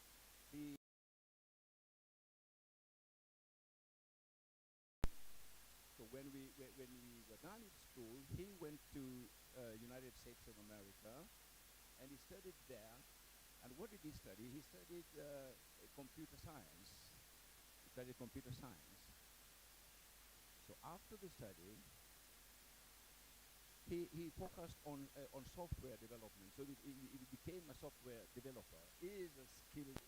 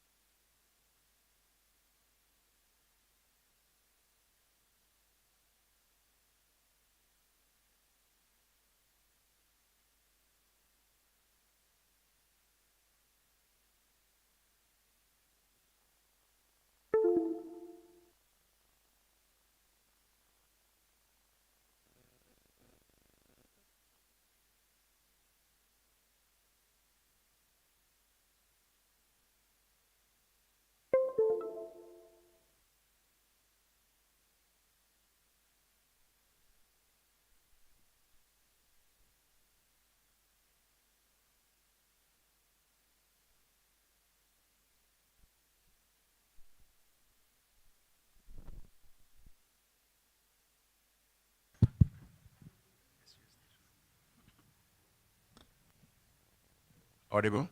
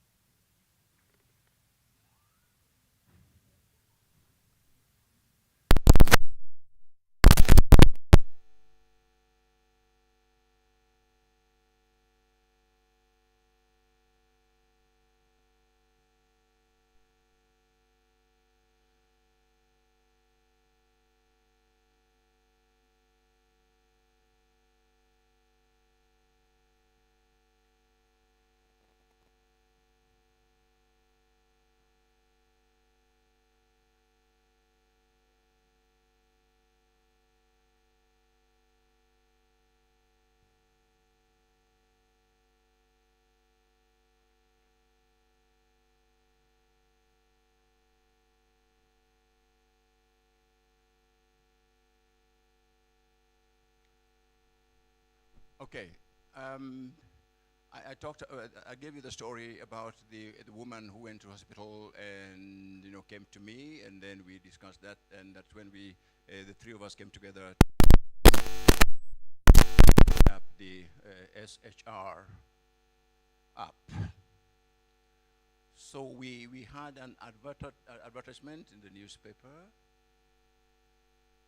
and there was a company that was running out innovation competition and was calling everybody, deaf and hearing, to come together and be involved in a competition about,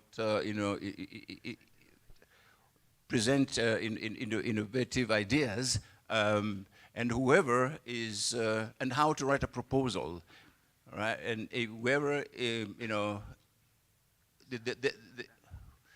then they put together the ones that are found to be competent will be asked to give a presentation. Okay, there you go. This is the innovative competition that we were involved in. So the hearing people and deaf people. So our team also gave a presentation about SPH.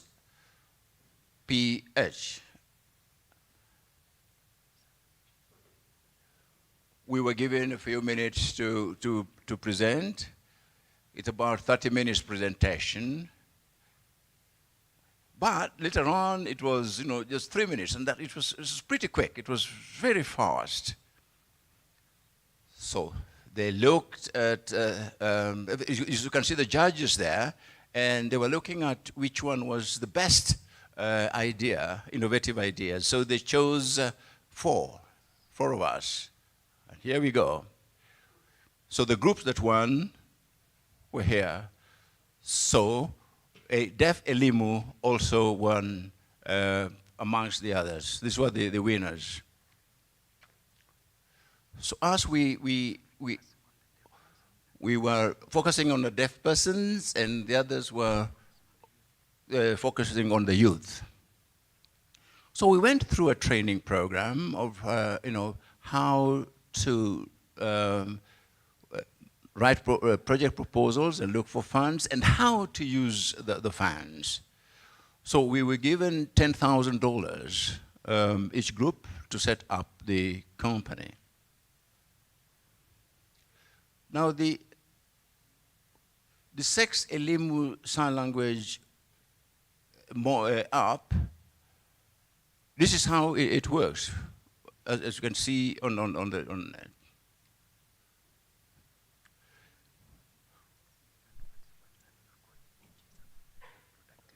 We worked with other people with experience in sexual reproductive health, and we went to a lab, and there we then had to produce the vocabulary, as you can see here.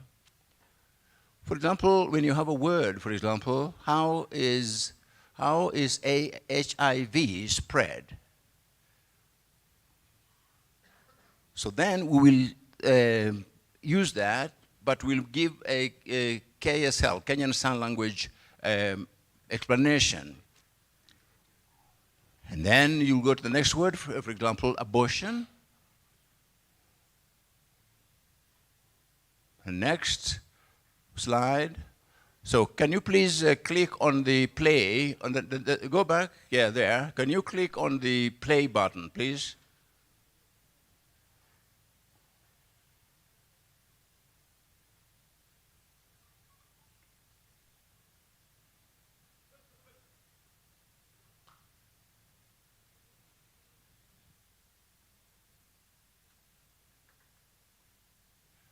Is it stuck? Is it stuck? Well, I'll show you that later. I'll show you that later.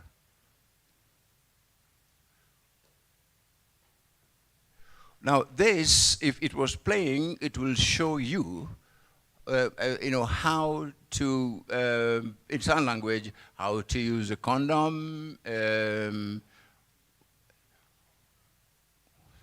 So we established this, and we put in all the words that are related to health, reproductive health issues,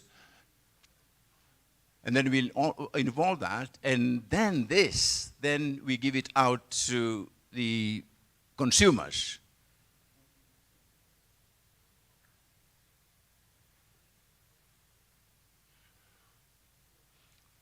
Okay, why did we establish this? We targeted the deaf and hard of hearing secondary school students.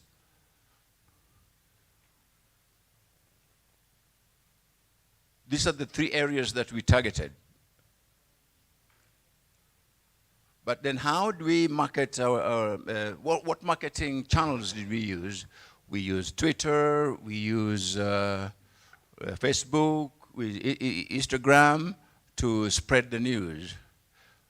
So then the people can become aware. Public, during the Deaf Awareness Week, we also used that to advertise for our app. Sometimes we also, we have the app, yes, but also we have printed materials. So you have both. So you can use, those who can read and understand English will use both, but they can compare. We have Peter yesterday when he stood here and was talking about the Bible and how heavy it was. Now, that weight can be solved by having an app, and it will be on your phone. So you don't have to worry about the massive weight of the Bible. So technology has already handled that for you, Peter. So, but you have both. You have print and you have app. It is good to have both. And then you can compare what works for you. And maybe in future you'll choose to use one. So don't worry about the weight. Technology is here. I don't know whether this is the first time, but if for example, you're given a book and they draw the picture of the sign, but then there's no movement, then you have to draw arrows, and look at the first one. But when it comes to technology, there is the video is much better than just still photographs, because then you will also find the facial expression that go with a sign. So you'll show when somebody is happy or unhappy. So these are some of the things that we wanted to achieve. Now, it is really spread out there. From 2018, we have been having hits, and we have been collecting the hits. We've been collecting statistics on the hits that we have, And we do that every day. And the hits are here. You can see they have been graphed here. And before COVID, it wasn't that much. But during COVID, it went very pretty high.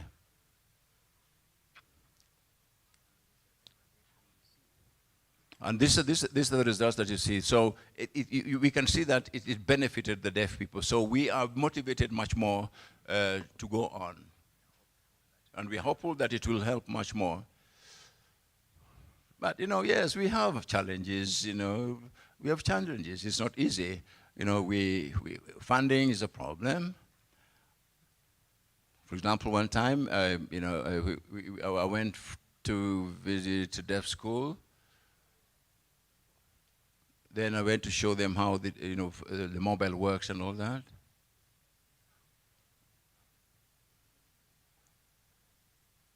Went to a private clinic and see how they can use this. And I showed them the mobile. The deaf people looked at it and they said, I could not understand the signs because of the dialectal issues. So the regional signs became a problem, so it's a challenge. Regional variation became a channel, and so we brought this back, and we tried to include all the signs that we saw from the different regions. So we still need a lot of work.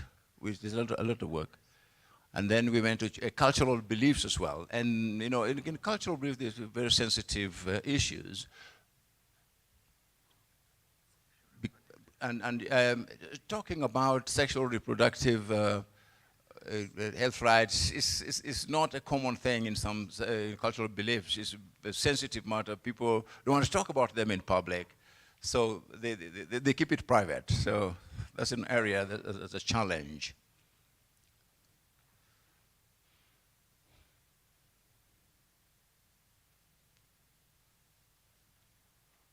We are not the only ones. There are more other apps that have been established back in Kenya. And you look at Google, you'll see in all that. But how do you contact us? Yeah, but this was given before, so it to be deployed soon. But it is now going on. It's on. It's not soon. And it is going up, it's climbing up. And what is happening is, when we had COVID, it really went up. But now it has dropped because we were in lockdown. So it was not a good time. So the hits went down. So shortly, maybe next year, then we will have to reactivate again, and we'll be going on. All right. I want to continue, but the boss is here and is reminding me of the time, so I have to stop. Okay. Are you saying I have 5 minutes, or you want to add something? Okay. Let me summarize. Yeah, if my laptop was working, then I would have shown you how the app works, but maybe we can do that later. So I'd had to use the USB now, and I couldn't show you how it works. So thank you very much. Can we all thank him? Can we give him? We thank the team. Alfred and the team have done a great deal of work. And it is no longer about carrying your interpreter everywhere you want to go. It is a wonderful thing that the people are going to download the application, and then you can easily access the information that you need. Maybe they're about to install that you'll have an interpreter online wherever you are, and then the interpreter will get online, and then you access the communication. How about that? My only biggest challenge, please, the hands I see, I know you have the questions. I know we're not going to have that interaction. Have a private session with this gentleman, because we do not have time. Thank you so much, Alfred, for the presentation. We have, where is the Queen of Swaziland? You're supposed to token this gentleman. Please run to the floor. I don't see you running. Run.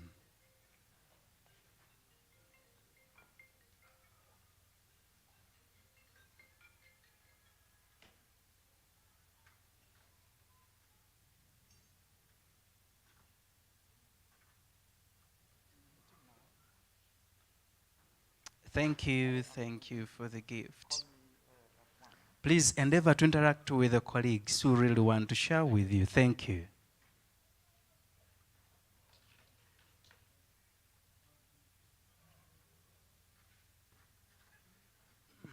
All right.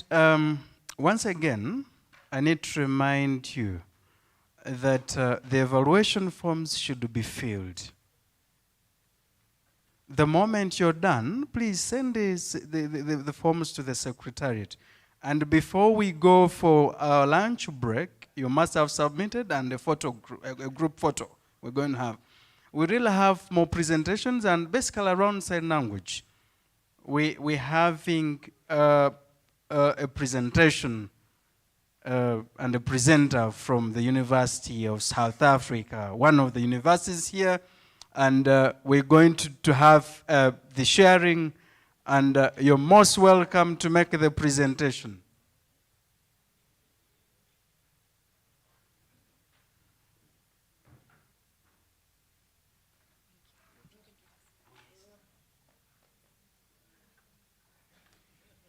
Thank you so much, sir. Thank you to everyone. Please, this is such a beautiful woman. How can we not pay her attention?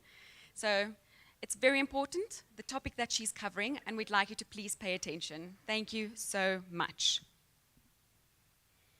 Ooh. Well, good day, everybody. My name is Susan, and my sign name is Susan. I work at the University of Stellenbosch as a lecturer to deaf students acquiring South African Sign Language. I'm going to be using South African Sign Language because we do have an IS interpreter. As you can see, our team consists of myself, and the other team members are all hearing. During my master's, they were part of my research.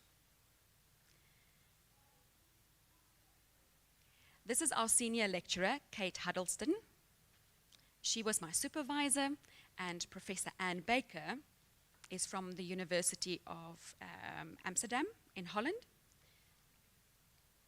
And she often comes to Stellenbosch University in partnership. She also co-lectures some of the lessons at the university, and she was my co-supervisor. The research that we conducted had an impact on the topic of standardization of South African Sign Language. South African Sign Language and the standardization of that we'll be looking at today. We'll be looking at the status of South African Sign Language, very close to becoming a 12th official language in South Africa. We have 11 official languages already in place, and South African Sign Language will become the 12th. It has gone through all the processes, and we are hoping that there's very few steps left until we can have it as an official language. But then the question becomes standardization of SASL, and that's what we'll be really looking at. Because is there truly a standard form of South African Sign Language? What does the recognition of a language to become official truly mean? And will there be a standard form of South African Sign Language if it's not there yet? So my presentation will focus on the introduction, standardization in general, and comparing it to other South African languages.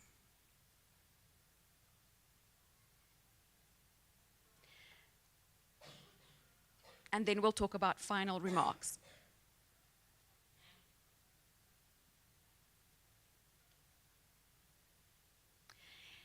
When you look at any language, whether spoken or signed, there are variations. Those variations can occur in South African English, for example, compared to British English. There are differences in the pronunciation of vowels. So between South African English and British English, there will be differences in pronunciation.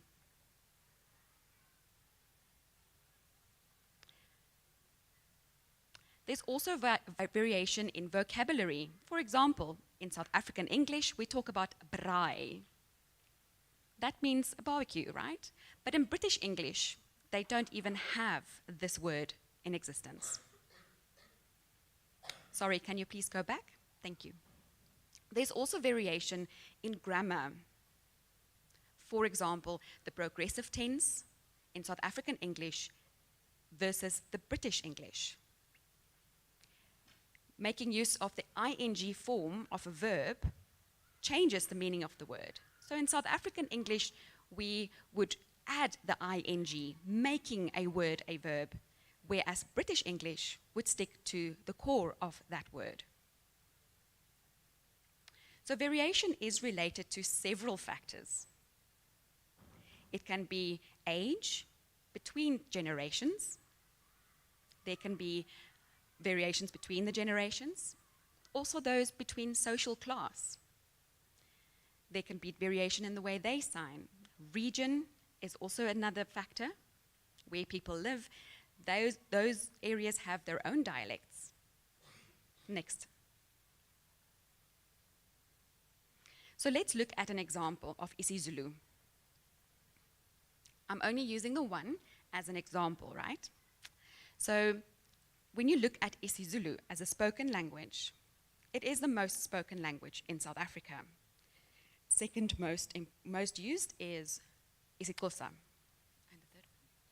And then thirdly, English. So if you look at variations and standardizing of a spoken language, you can see that there are influences, even on the spoken language, from various countries even, into isiZulu. But there is a standardized form. There is also an urban Zulu form. And this is the one that is used for the communities when they communicate on a social level. The standard, so-called standard Zulu, is the one where only one specific form of isiZulu is used.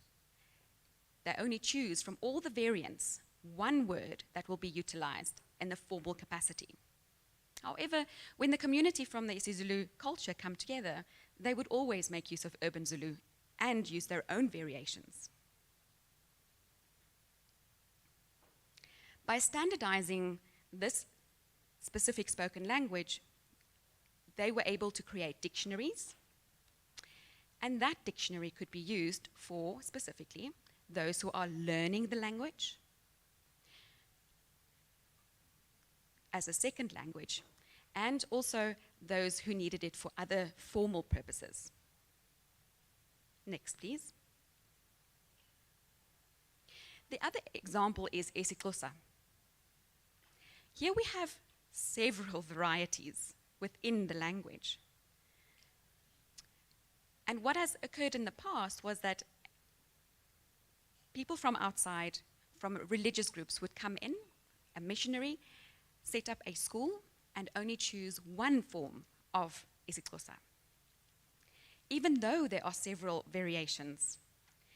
But the difference with isiZulu and isiXhosa is that isiZulu was formalized as a standard variation, but isiXhosa never did. There's an informal way of using certain standard isiXhosa terms, but it hasn't been formalized. Now the question is standardization. How does it emerge?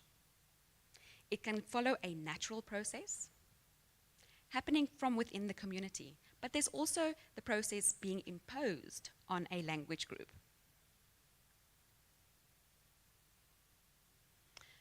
When we talk about a natural process, we mean people who speak the language, who uses that language within their own communities, right? Different areas.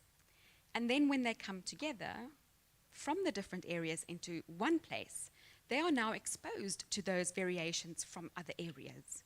And they start to use it, they start to share their own variation, and by mixing it together more and more, it starts to level out, and a natural way of standardizing happens. This can happen through media, maybe through listening to the radio, knowing that, and hearing very specific words used in that language, and hearing less and less variation. But this is a natural form of standardization where the community almost lets it happen.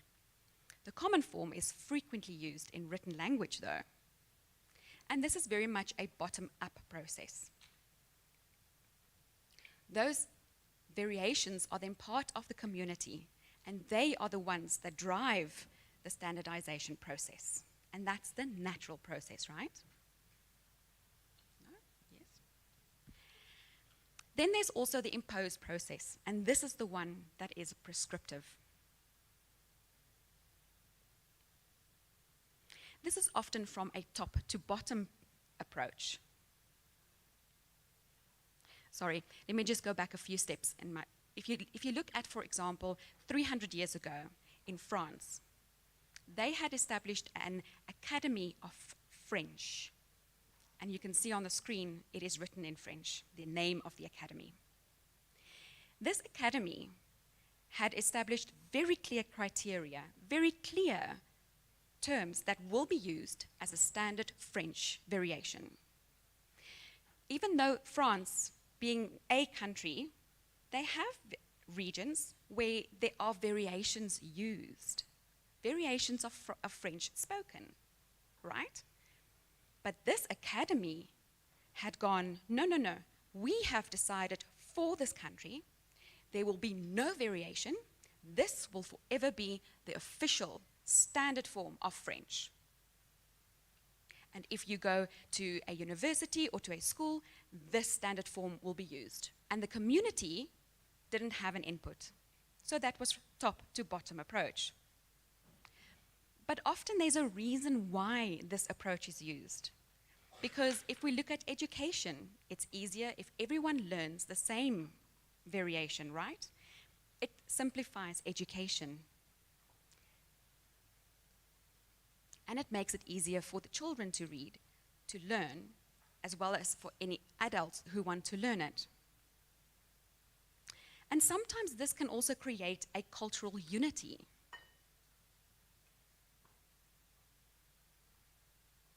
Now let's look at the steps that will be followed to standardize any language. The first step is selection. Second, elaboration of the vocabulary. Third is the codification. And fourth, acceptance. Next. Now, when we talk about selection, the first step,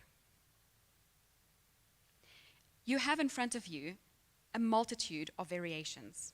Which one do you choose as the standard form? That's the question. And who will be the person making that decision? Who are you? Who am I to make that decision?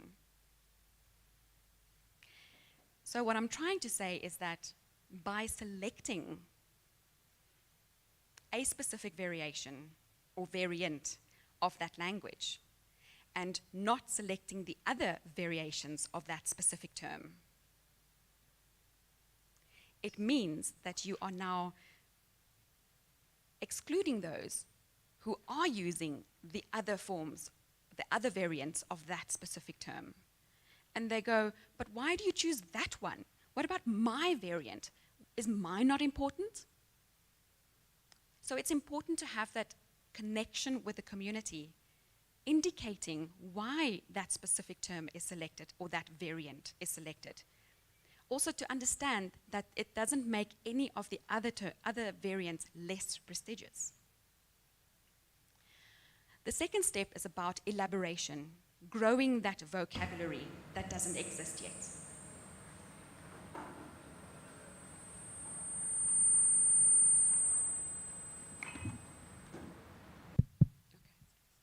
Okay. So looking at the context of how that variant might be used, you need to make sure that you have the right variant within the context. And often it can happen where you borrow from another language. Maybe I have a certain term, but if you look at the English equivalent, it's a bit different. So I choose so I look at the English term and I try to find one that works for us. When it is non-existent to us, we might find it elsewhere. Borrowing of signs happens. I know that in English sometimes they borrow a little bit from French. So there are some influences from other languages when you standardize. The third step is codification. Deciding how you want to now take these terms and put it into a formal document, such as a dictionary. There needs to be grammatical descriptions that's part of that dictionary, and this prescriptive way of codification then assists with having access to these signs. And it becomes part of teaching material. But also the teaching material that's being used can also influence what is codified. And this can happen consciously or unconsciously. And is it a standard form just because it comes from the schools? Not necessarily. But it does influence. The last step, number 4, is acceptance. Now, once we've codified these variants, right, there will always be someone or some groups that feel strongly that this is not their standard variation. They will be upset that their variant has not been selected. So there can be very active resistance to the standard variety.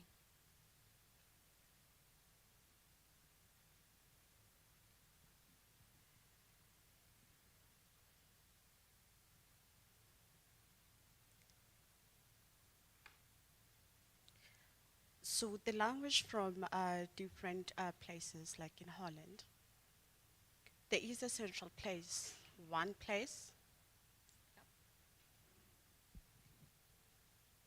There is a central place where different kinds of people, they get together in that one place. And they're working on materials like your dictionaries. It's central.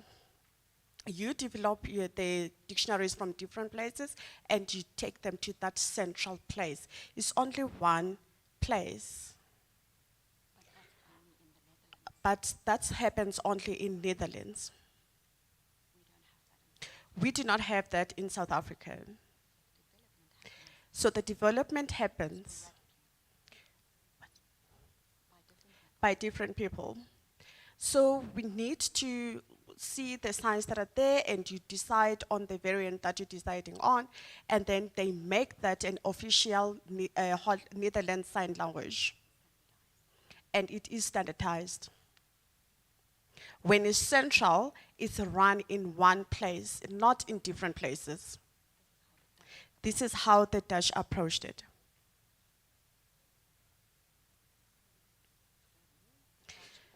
Furthermore, the Dutch also run a project. It's a 1,500, 2,500, sorry, interpreter's mistake. 2,500. So 5,000 signs in the project, 2,500 of which were from the basic lexicon, and 2,500 were chosen as being necessary for educational subjects. 60% of the basic lexicon signs were then already being used and recognized nationally. 25% included regional variants.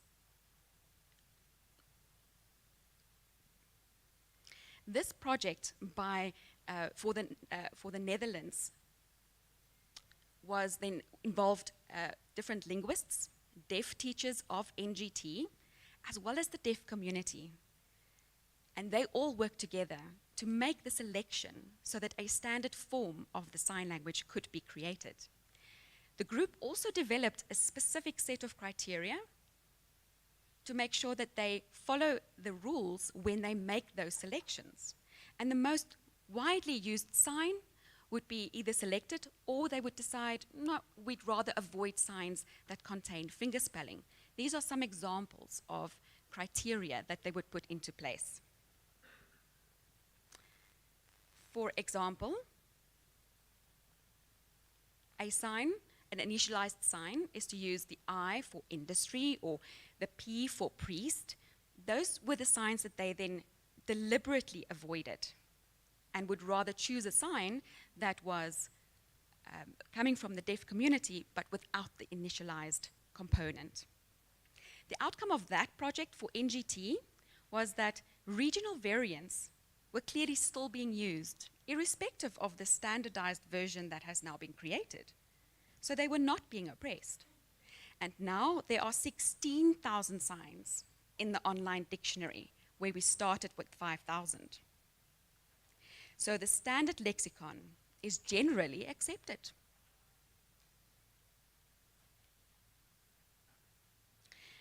There is a strong influence, though, when standardizing any language, and specifically sign language.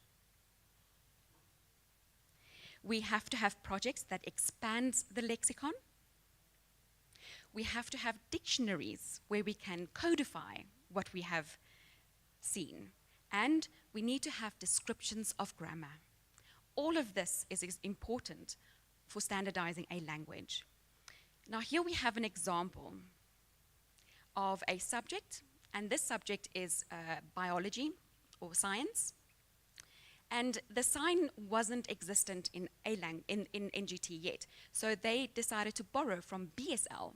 If you can play the video, don't go forward, just play this video for the sign Neptune.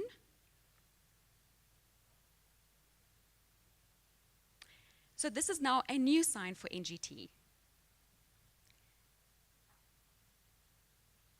This was a sign that wasn't existent in the past, but they needed it because it's now being taught in schools. So they have elaborated on their vocabulary as they went through the standardizing process.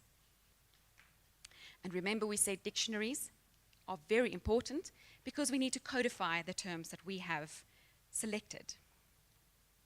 And the creation of a dictionary, has certain criteria that you have to follow. By selecting specific signs, you can create a dictionary, but you can also create a dictionary by including all signs, all variants. So both can happen. As part of the standardizing process in sign languages, the descriptions of grammar are quite important. There are a few comprehensive descriptions of the grammar of a sign language. For example, in British Sign Language, Israeli Sign Language, and Sign Language of the Netherlands. They have some descriptions of grammar, but most other signed languages do not. They just have the variants, but no descriptions of grammar. And these descriptions are needed. Sometimes they are descriptive, and sometimes they are often perceived as prescriptive, where we are told how to sign, how to use our grammar. We would much rather find more research and do more research on the descriptive component of grammar. The last component here is now about acceptance of the standard form, right? Now, it's often been experienced that when a hearing group decides on which variations need to be standardized, do you think the deaf community will follow that standard version? They'll be like, nope, that's not my language, you go and play elsewhere. The deaf community, or those who are linguists of South African Sign Language, those are the ones that should have the power from the deaf community to influence the acceptance of such a standardized version. But sometimes there are deaf people who still don't accept the standardized version, no matter the process, no matter the inclusion of other deaf people in the process. So without acceptance, there is no standardization. But this happens in some countries, like Japan. Now, if we look at variation in South African Sign Language, we have noted that there's no comprehensive grammatical descriptions yet. And we've done 2 specific studies on the synchronic lexical variation in South African Sign Language. One study that was done recently was on the diachronic variation, the changes that happen over time.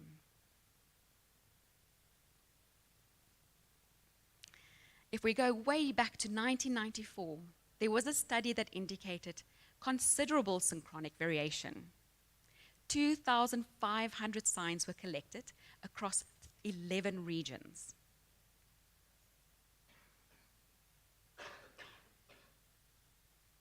Out of that, 88% of the lemmas had more than 2 variants. On average, 6 variants per lemma.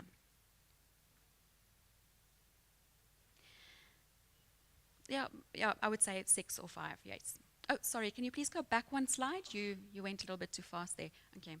Then, the Sassel variance and the intelligibility thereof between the variants was not well researched at the time, and it wasn't available to us.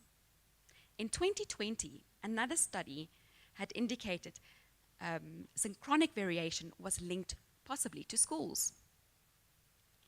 They looked at 20 schools across 5 provinces, and they looked at 173 lemmas. The ages were between 20 and 27 of the 50 students that were used to elicit the signs from. And those schools, whether they had interaction or not, would sometimes have the same variant that they would use. But sometimes 2 schools, with just a few kilometers between each other, would have a completely different variation. And you would wonder, but the regions are so close to each other and they don't use the same variant, but then others are so far away, but they use the same variant.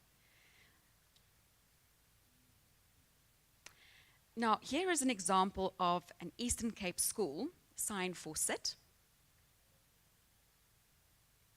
If you can look at the video, thank you. For example, I'm tired, I want to sit, sit. And here is another school, also in the Eastern Cape, signing sit in this way. I'm walking around and, yeah, I think I would like to sit. Did you see the difference between the 2 signs, sit and sit? These 2 schools are literally so close to each other, but yet use different variants for exactly the same thing. It was quite interesting, the findings of that research. Next.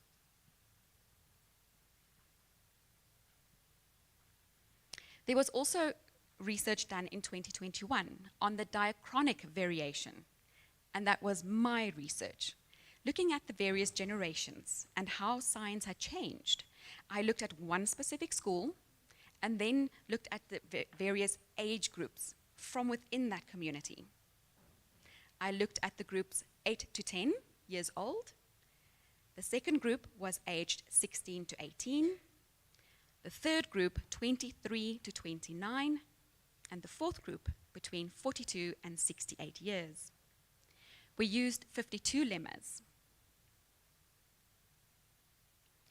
Those lemmas were used to elicit the variants from the communities.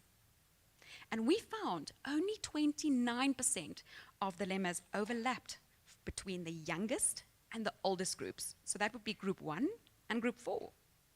Only 29% overlap. Let's look at these examples. This is a group 1 used play and group 4 used play. Now remember, in South Africa though, the teaching material that is used when teaching children in schools for the deaf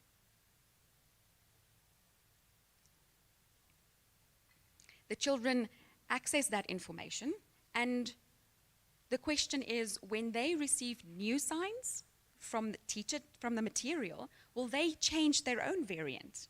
That was quite interesting. Now, the codification of South African Sign Language has happened. There's some places where South African Sign Language has been placed into digital forms of a dictionary. You can go to Real SASL, you can go to learnsasl.com, you can see the list here. And even WITS had a beginners or just basic signs in a PDF form of only 300 survival signs for families. The NID has an online dictionary of more than 4,000 signs, for which 2,600 lemmas includes all known variants. And those were from very specific schools, where they were categorized according to the schools. So the variants were done according to the schools where they are being used. Then there's also the SASL definition app, was also a recent development. So there are attempts at creating online dictionaries of South African Sign Language. As part of the codification process, the teaching material is also looked at. Now, SLED, the Sign Language Education and Development as an organization, has been developing material since 2001. And in 2012, Stellenbosch University and HandLab together have been creating new material alongside what SLED has been creating. But the material is not used by everyone. Some schools use the SLED material and some schools use HandLab. And the effect of that on standardization is questionable. Now we have the Pan-South African Language Board, and they have specific goals. They want to standardize South African Sign Language.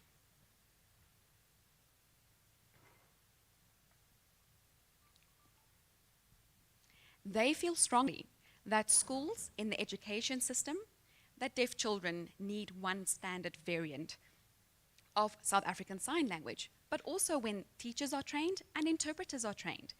This would make the process of training simpler. PANSALB has been doing the following. The board has appointed specific members in 7 of the provincial committees with the responsibility of standardizing South African Sign Language. And these members have been working towards that. So PANSALB has been looking at the NID online dictionary, and from the online dictionary have made specific selections to standardize. For example, the word address. There are 8 variants on the NID dictionary, and one of these has been selected. There are 8 variants for the word afternoon. It looks like 2 have been selected as part of the standard variant. The word woman has 3 variants, and it seems this has not been selected specifically for standardization. But we've also noticed that the principles of selection are not made explicit. We do not know what the criteria has been, what they've been following, and how they've been deciding on which variant to choose. For example, again, the word woman has 3 variants, right? The first one uses the W sign. 10 schools are using that sign. In variant 2, this is the sign, and only 6 schools use that. Variant 3 is used by 1 school. But now, how do you make a choice between the 3? What do you think? Which one should it be? Oh, the better one is the W, because most people use it, the initialized sign, right? But that is influenced by English. So the group that uses variant 2 doesn't show any influence from a spoken language. So the W is not used, but the shape of the hand is still quite similar. So how these decisions or selections are made are still unclear. Will frequency be a criterion? Will that be a reason for selecting a sign? Will you put in your list of criteria to avoid initialized signs? But yet it is being used.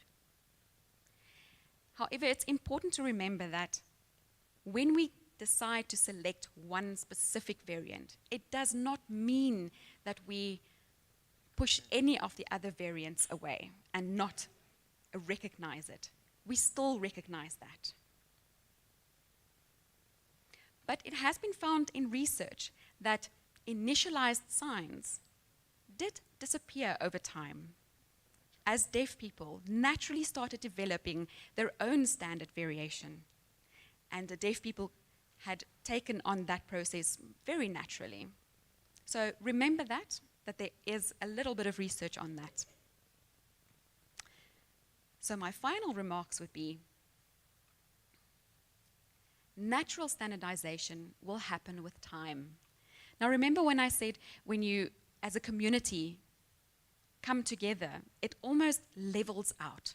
I share my variant, you share your variant, and somehow when we get to education, you know, we still need a standard variant.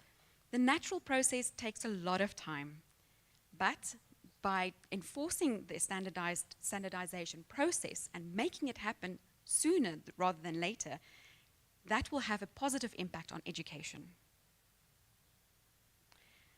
It is important that the standard variation must be accepted.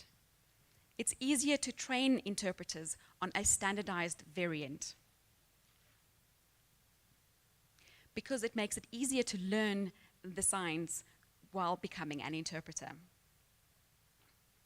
Your variation that you use must still be used. It will not be removed from anywhere. Just like you have the isiZulu, you have the standard version, and then you have the urban variant. The urban variant is used by everyone in a social environment, but the standard version is mainly used in the education field. Acceptance can only happen if we work together, if we communicate with each other, if we find a way to benefit the deaf community. Then the standardized variants can be accepted. If that connection is not there, we will continue to fight about it, and standardization will not occur, as it has been happening in Japan, for example. Our personal view, though, as a team of researchers, is that it is very important that deaf students have the best access to their education. We feel children should have the best education. And with a standard form of South African Sign Language across South Africa, those deaf learners will have fewer problems, especially when they have to move between schools. It has happened a lot where deaf children have to move to another school and spend a lot of their education time learning a new variant. And it takes a lot of time. But when the schools all use a standard version of South African Sign Language, those children can move to any school. A standard version, variant of South African Sign Language will also impact exams for the learners in the schools, because now they have access to one variant, one standard variant, and they will be tested only on the one. So when the examiner marks the signs, it is accessible, and you don't need someone else to come in and explain, oh, this is the variant this school uses. Another positive thing would be, if there's a standard variant, teachers will be able to learn that variant, and that will make it easier for them to train and teach the children. We need to also have them understand that we have variations within our language and that they cannot exclude that from the deaf community. And that brings us to the end. Thank you very much.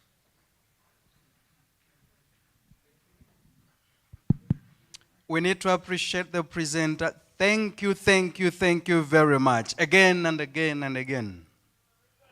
Her explanations were like a Turing machine. And all the time we were not dozing. At least I monitored that. Everyone was very awake. And it is a very, very important presentation. And what you have been explaining, if I can actually explain it, give an example of Uganda, we have a program of Ugandan Sign Language interpreters in the university. And we do have the deaf community also has their own style, but they also have interpreters in that society that have actually been living with the deaf persons and not trained at all, but they are within the community. So, and at the end of the day, the community is looking at the interpreters from the universe as being fake, just simply because of these variations. So standardizing sign language is a key issue that we must handle.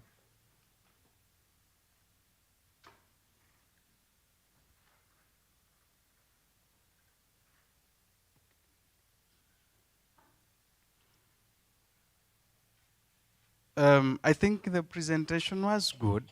My only worry is the time. I only need one question from the audience.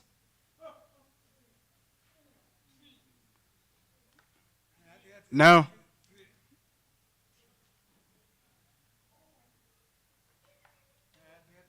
Okay. Before I decide, I am the facilitator. I have chosen you. You come. Come, hurry, please run.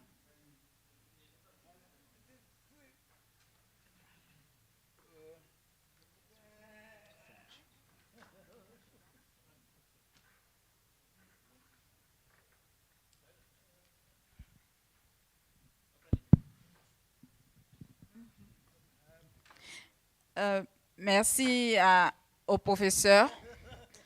Vraiment, félicitations. Je suis très satisfait. Vous êtes une personne sourde. Merci. J'aimerais savoir les recherches que vous faites sur la langue des signes.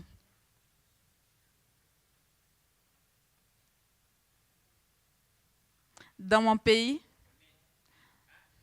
nous connaissons l'ASL. Nous savons que l'ASL a beaucoup influencé nos signes. C'est pour cela que nous avons besoin de développer de nouveaux signes dans chez nous, des signes locaux. Mais il n'y a pas les moyens pour cela. Nous, les sourds, nous avons besoin de développer la recherche locale. Vous avez parlé de standardisation, d'harmonisation des signes. C'est important pour l'école, l'éducation. Mais sans moyens, il est impossible de faire des recherches. Vous avez fait des recherches. Avez-vous fait ces recherches à partir de vos moyens personnels? Parce que toute recherche est basée sur un financement.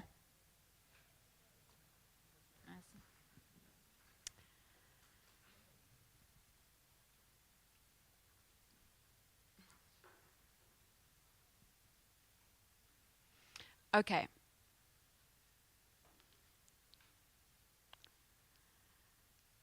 So I had the opportunity to study at Wits University, and after that obtained my honors, and then went to another university to obtain my master's.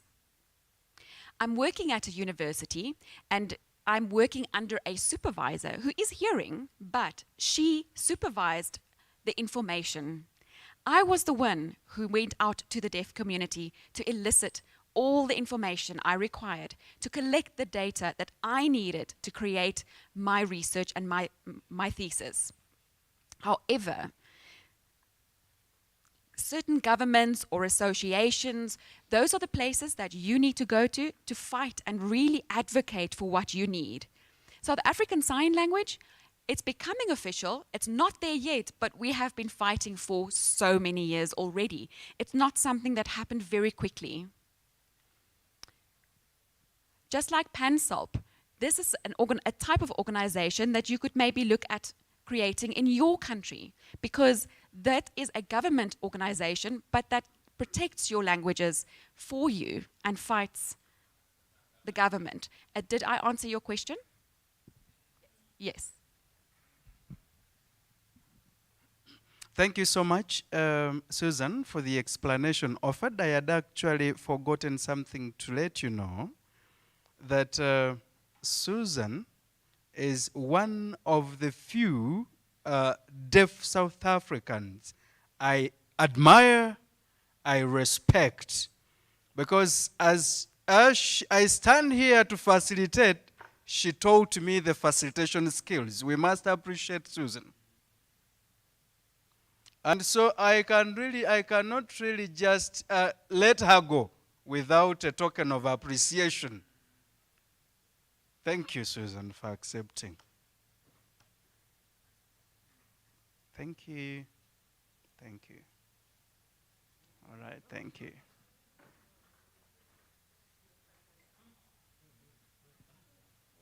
And I have one more announcement. Some people will be actually traveling back to their countries today, others after here, others in the midnight. So we must make sure that you check your regulations, but those who must take COVID tests, please, the medical doctor is within the hotel, so endeavor to go and you test, diagnose you and confirm whether you have the COVID positive or negative. So endeavor to do that. Have I communicated? Some of us who must have the COVID tests, please endeavor to communicate with the Secretariat and get detailed information.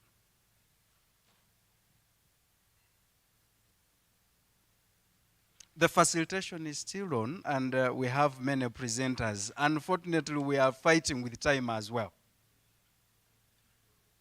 Time is not on our side. I now have an honor to invite the next presenter, Ms. Wonshet, to come and make a presentation to this audience. You're most welcome.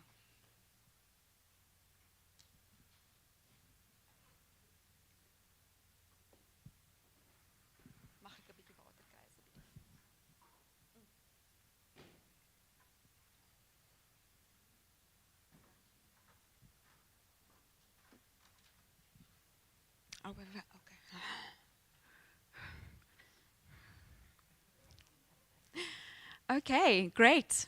Is everyone okay? So my name is Winishit, and this is my sign, Winishit. I am from Ethiopia, and we sign it Ethiopia. I see that there are many deaf people here signing Ethiopia this way, signing it this way. Oh, do I have a, oh, thank you. And this is how we sign Ethiopia. Sign it with me, Ethiopia. Not this one, not this one, not this one, you, Philemon. Okay. So my presentation will be looking at sign language linguistics in Ethiopia.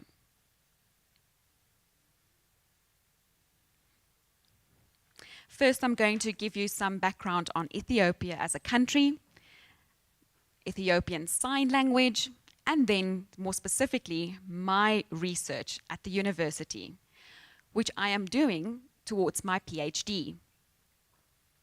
Now, my PhD is quite extensive, but I have selected a specific area of my research to present to you today. Now, Ethiopia is in the Horn of Africa.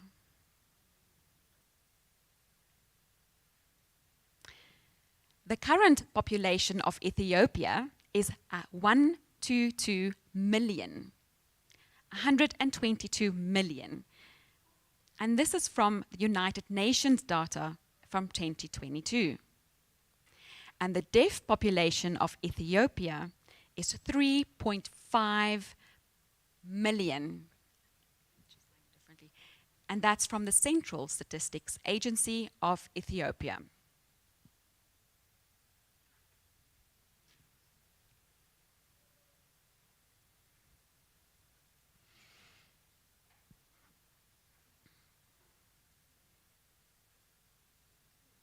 Do you know the African Union? It's situated in Ethiopia, in Addis Ababa.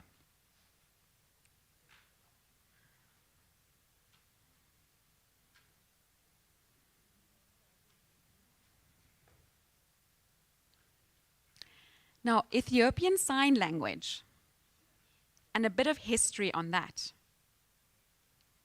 As with all sign languages, it is a visual language. But we also have variations. Ethiopia is an extremely big country, so it is expected to have variations in the signed language.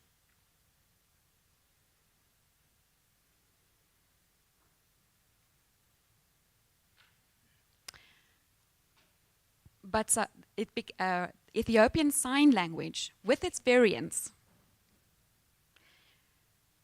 could not be a standard variation yet. There are many signs and variants that are still being questioned. We've tried to standardize it, but the variants are still being used within the communities when they communicate. We had found through research that Ethiopian Sign Language started really in the year 1960. In 1960, because we had received missionaries that came to Ethiopia from America and Europe. They came to Ethiopia to spread the word of God. And they brought their signed languages to us.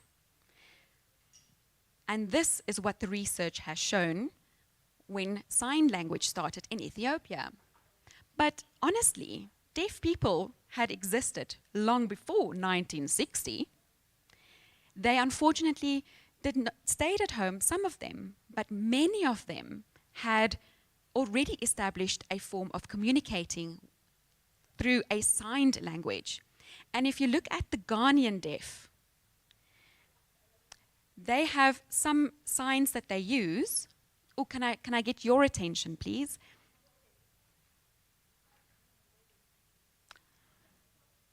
They would use this sign, and the deaf people would adopt it.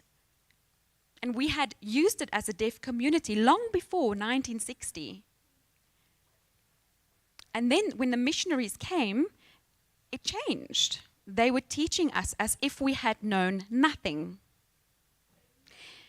So we still have a lot of the Ethiopian signs from before the 60s, and we have influences from the American and European missionaries.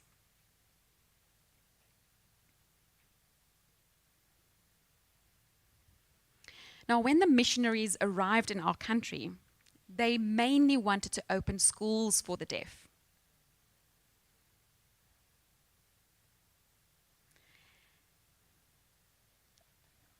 And it was in the area of Eritrea.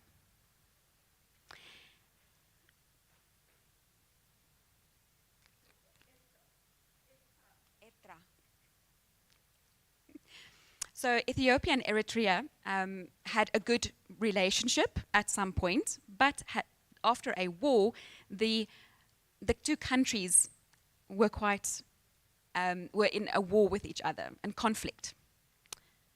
The deaf people used to travel between the countries and have access to signed languages.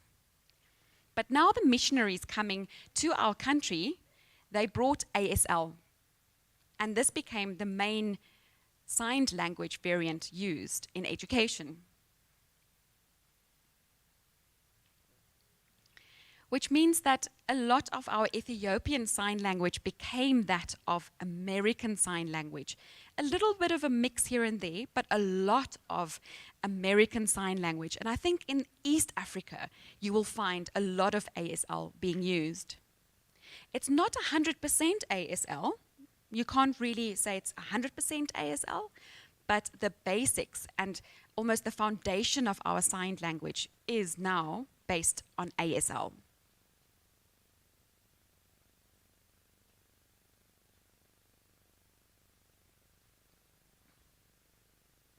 So now we've had deaf children through the education system, thank you to the missionaries. But now they had to find a job. So they went to the capital cities to find work. And now they're making contact with other deaf people, and they're now exposed to other ASL variants, the European variants, and now the signs and the variants are starting to mix a little bit. And as time went by, Ethiopian Sign Language started to emerge on its own, and we had established a national association of Ethiopian deaf people, and they decided to create a dictionary, but they created 2 dictionaries. The first one was, okay, it was a basic one. By the second round, we had a nice big dictionary, and it had 198 signs in it.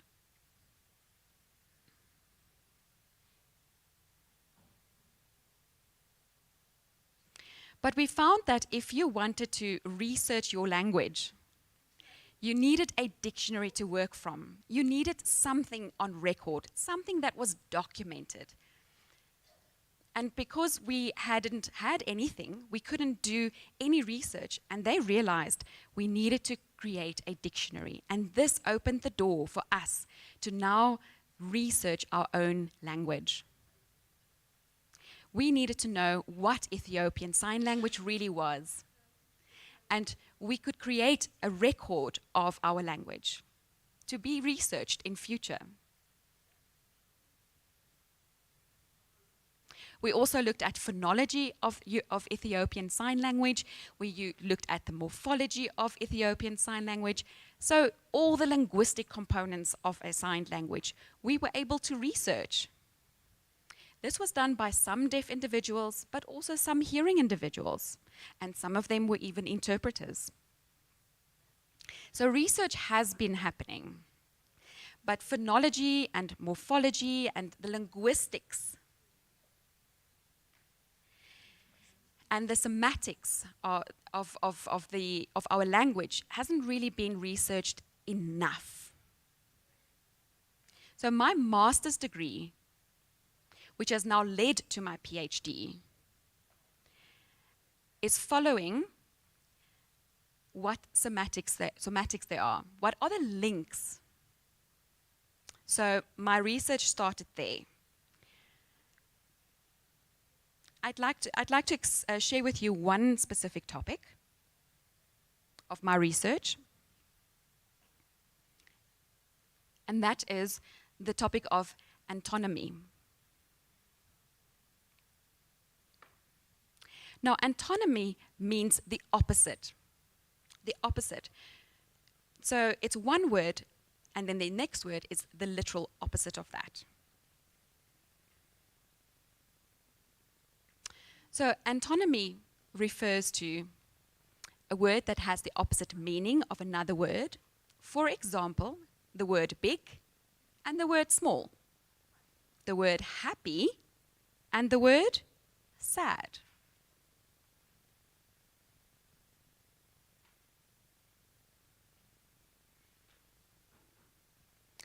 The research method I followed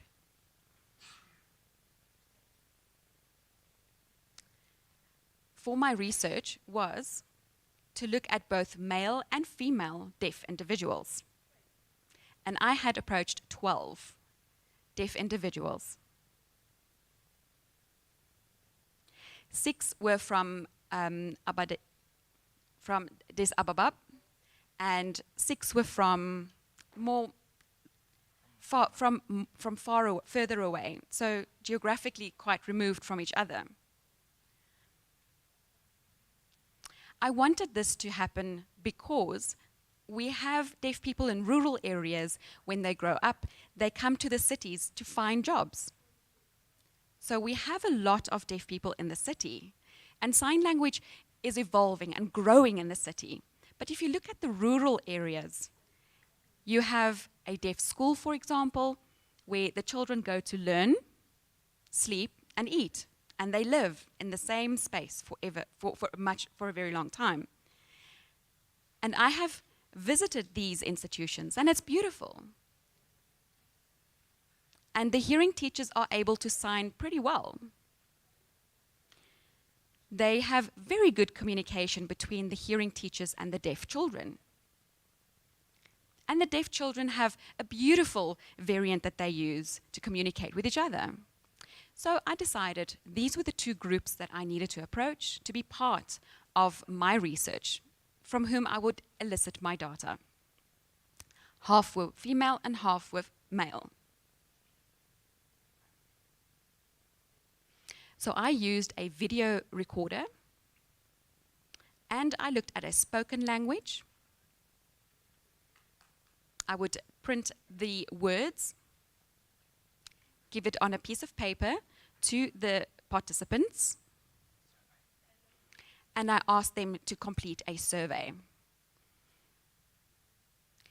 But the signs were elicited in a sign language form. So I would ask questions, and they would answer in sign language.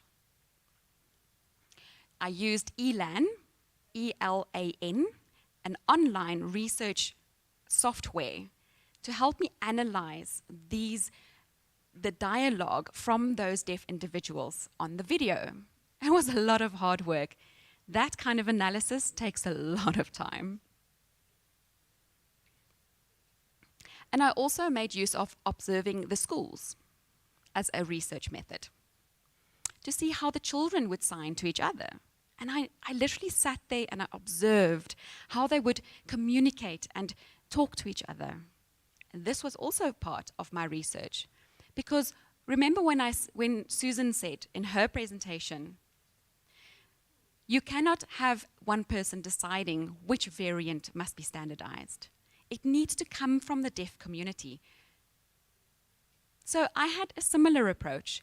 I wanted to elicit from a natural way of signing what the variants were that were being used. Okay.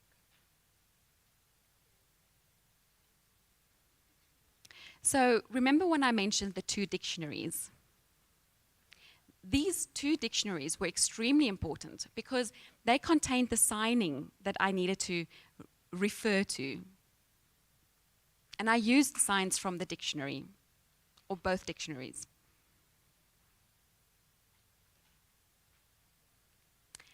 And these were some of my findings from my research, and specifically about the antonymous component of Ethiopian Sign Language. I found, firstly, that changing the movement parameter of the sign to the opposite direction created an antonym. For example, lend, borrow. Lend, borrow. 2 opposites, but the sign, the shape is exactly the same. It's just the movement that changes and goes into the opposite direction. Lend versus borrow. Yes, yeah, you can use the sign if you want.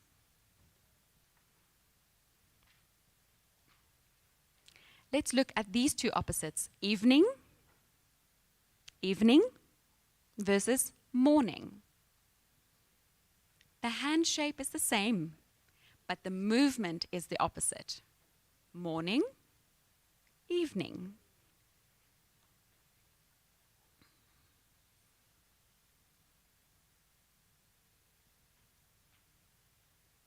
Here is another example where just the movement changes the meaning of the sign. yesterday, tomorrow, tomorrow. So yesterday is a backward movement, while tomorrow is a forward movement.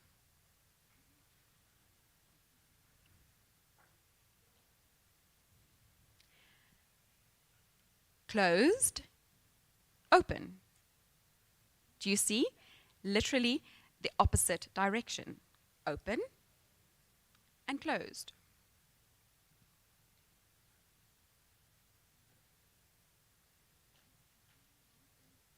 The same with up, down.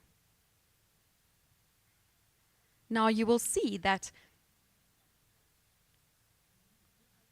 the hand shape stays the same, but the movement is literally the opposite. It's not just a different movement, it is an opposite movement.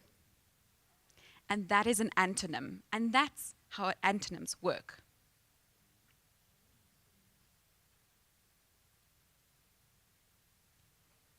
My second finding,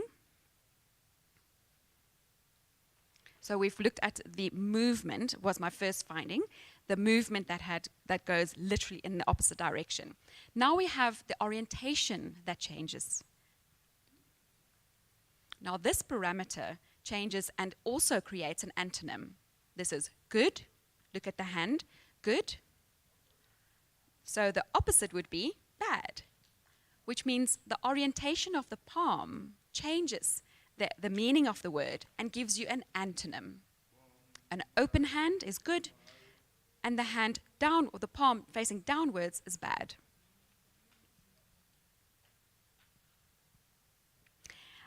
Other times, antonyms are also created in my third finding by adding a prefix not. So you can say the word like equal, equal, and then you can have the antonym equal not. So you just add the sign not. So you say eat, eat not. That's an antonym. Drink, drink not. So the sign no or not, the negative form almost, creates the antonym of that specific word.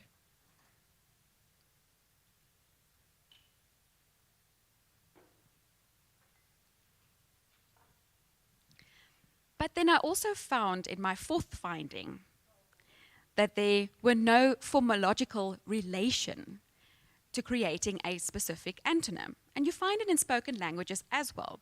For example, black and white. There's no correlation morphologically, right?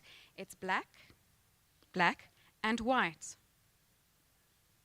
So the hand shape is different, the location is different, all the parameters are different, but they're still antonyms.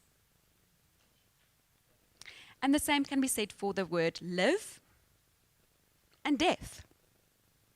Alive and death. So there's no morphological connection. The signs are completely different. Now remember, first we said direction changes, but the sign is still the same. Now we're using two L-shaped hands versus two flat B hand shapes creating death. So very, very different signs to create the antonyms.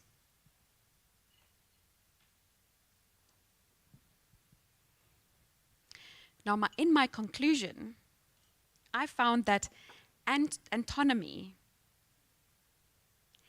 being the opposite, being the two words that mean literally the opposite of each other, and antonyms in Ethiopian Sign Language were formed through the following ways that we have just discussed, and we all can do this same research. And this type of research needs to be done with a university.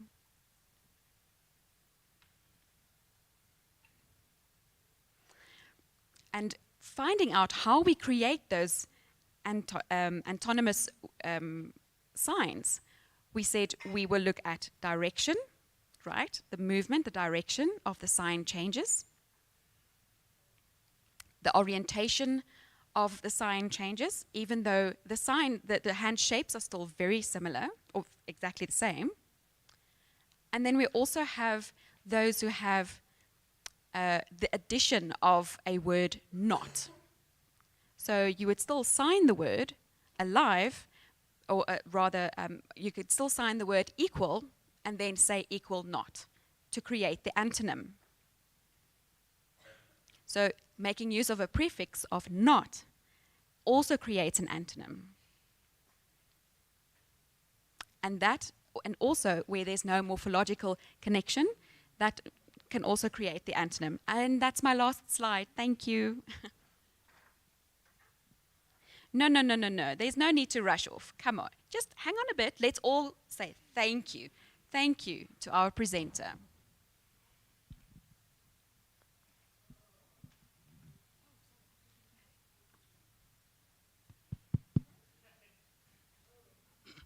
Thank you so much, members. I realize that we've listened enough from the Ethiopian presentation. And again, we must remember that before we go for lunch, we must have a group photo. But also those of us who desire COVID tests, and it is a must that before you land into your country, you must have tested, please endeavor to go and do the tests. And it is, the tests are entirely on your budget, okay? So you go and do the tests.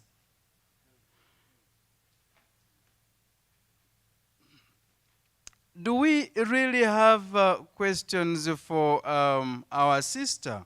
I think it would be necessary that you meet Wushent and share with her individually. And if that is acceptable for you. Do you think you deserve a gift?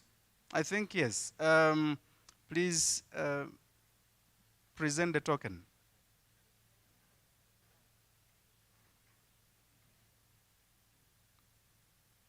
What is inside here? No, it's a private gift for you, please. Thank you.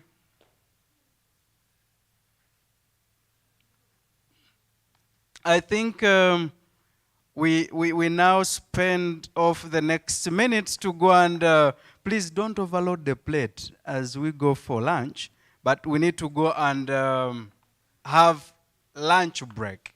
Please just serve what is enough for you. Don't overserve the plate. So you can, those of you who can actually be able to put on the plate and throw all of it in the mouth, the best for us, so that you run back. And we need to make sure that we end on time. We must make sure that we end on time. Before we go, Morgan wants to supplement something. Thank you so much. You've been a very good facilitator. Thank you. But where's my gift? Oh, you want me? I'll make myself a gift for you. Okay, so please, everyone, I just need to explain this. There are two things that I want to say. We can go for lunch and come back.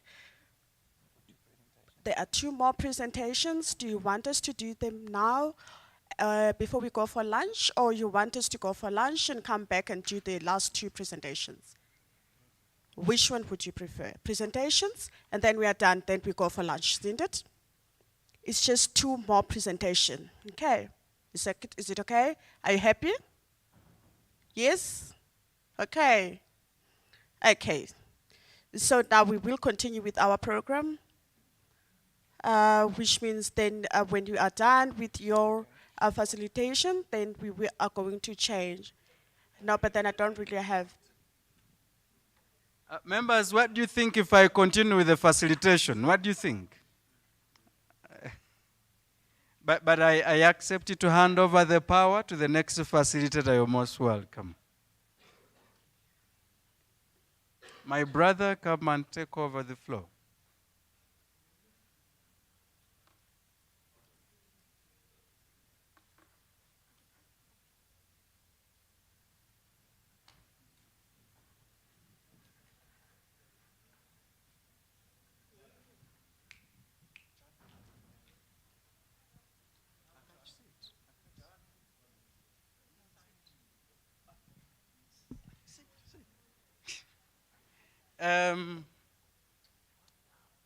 My responsibilities and my authority ends here, and I'm handing over.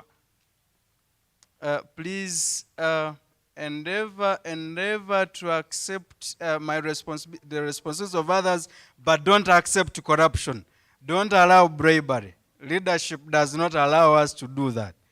Good leaders, you must hand over at some point, and no corruption in this, okay?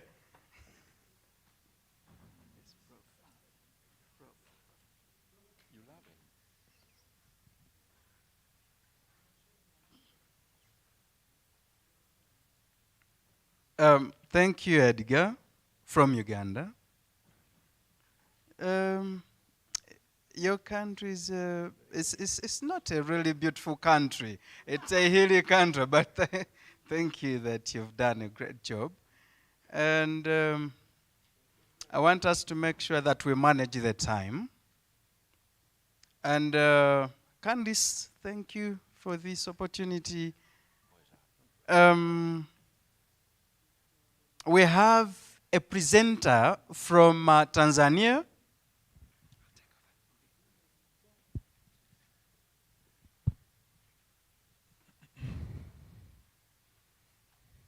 Oh yeah, we're going to.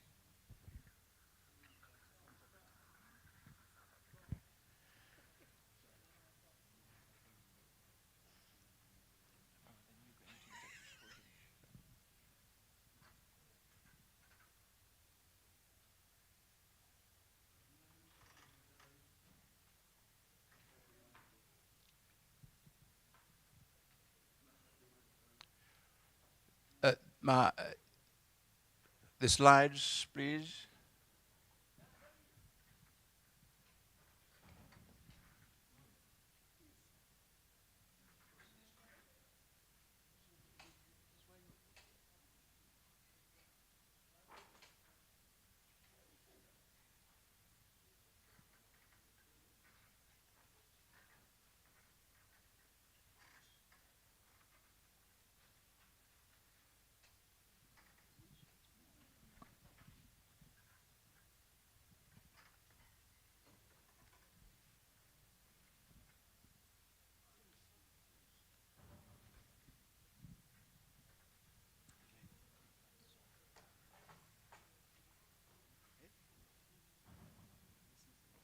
Okay. Are we all ready?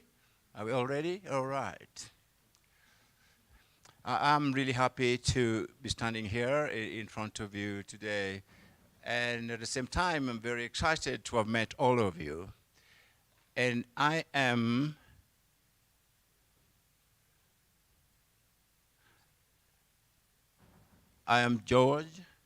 Joseph, and I am a priest, happens to be deaf. And I am from Tanzania, TZ.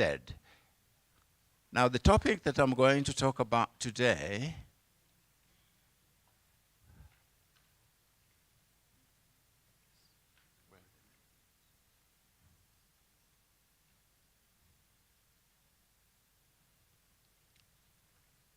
Can I have the slides, please?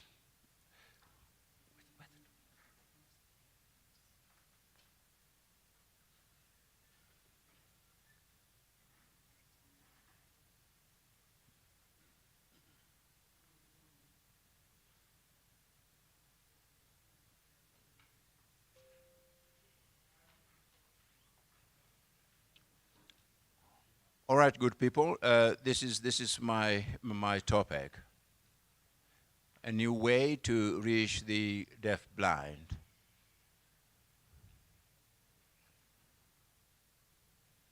Reading and writing symbols. The notation symbols.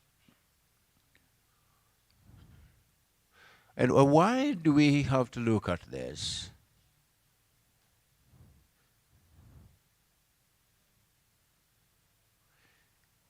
That we all sometimes miscommunicate. And if that happens, then life becomes very difficult. You know, many of the deaf people have big problems in communication. So the whole world has two ways of communicating.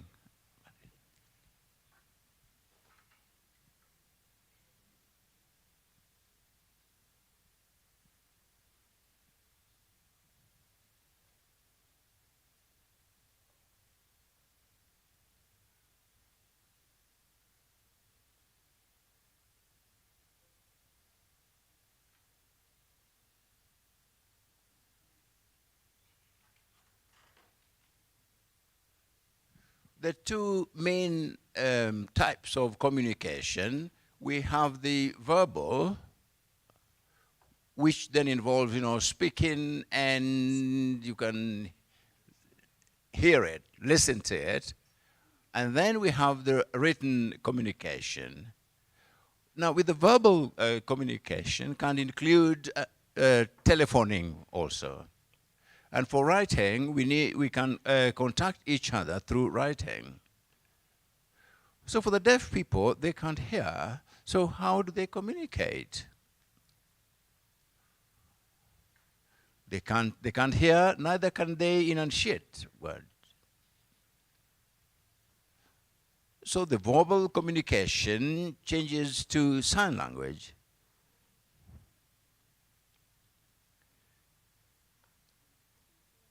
So deaf people can't hear and speak, so they revert to sign language. And many of the deaf people do not know how to read and write. Lots of deaf people. So the new way that we have with sun, symbol universal notation, the slide is gone. Technical people, it's back on. So the new way of sun is not through writing, but it's through drawing, art. So the deaf people who can't read or can't read or write can be able to visualize their communication through art, drawing. For example, I'll give you an example here. So this symbol means pen. So when the deaf people see that, they can understand. Or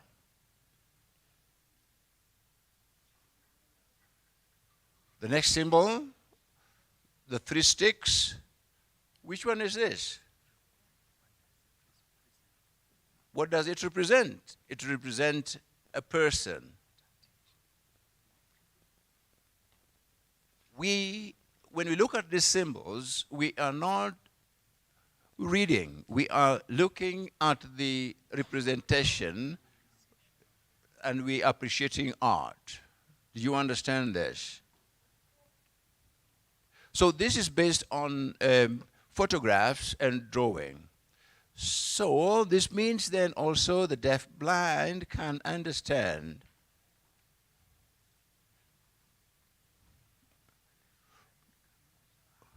The deaf-blind can also have an awareness of what is being said using pictures. Are there Swahili people here in the audience? Swahili? People who speak Swahili? And those who don't know Swahili? Okay. Let me show you something.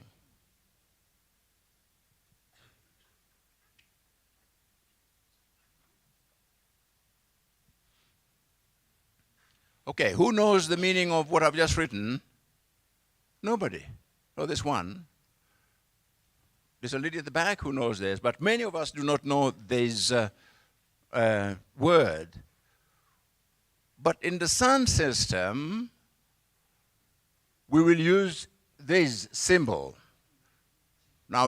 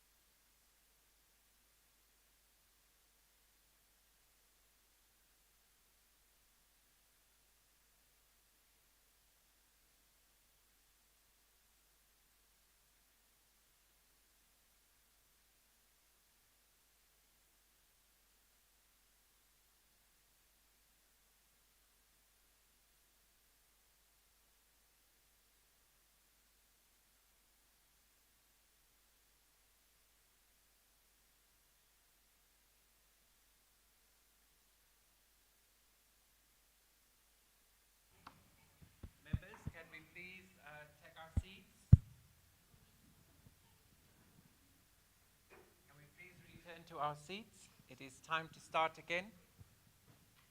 We are loading the gun. We are set to start.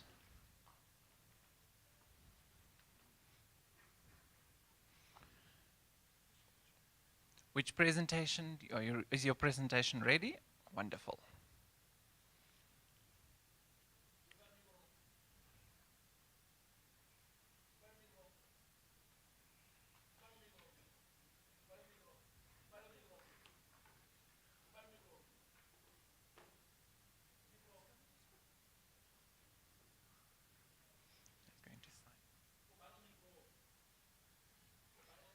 So our presenter will be presenting in sign language.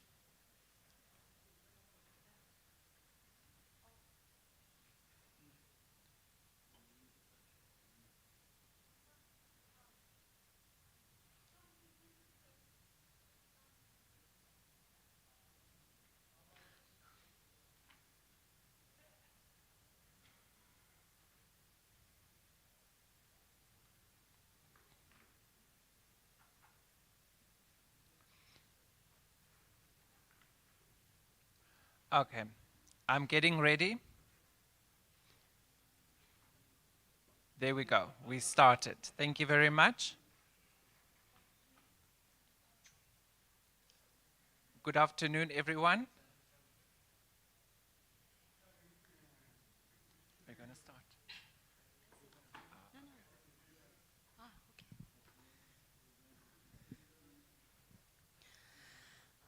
Je me nomme Agnès Amitebe. Je suis directeur chargé de classe pour des classes de sourds.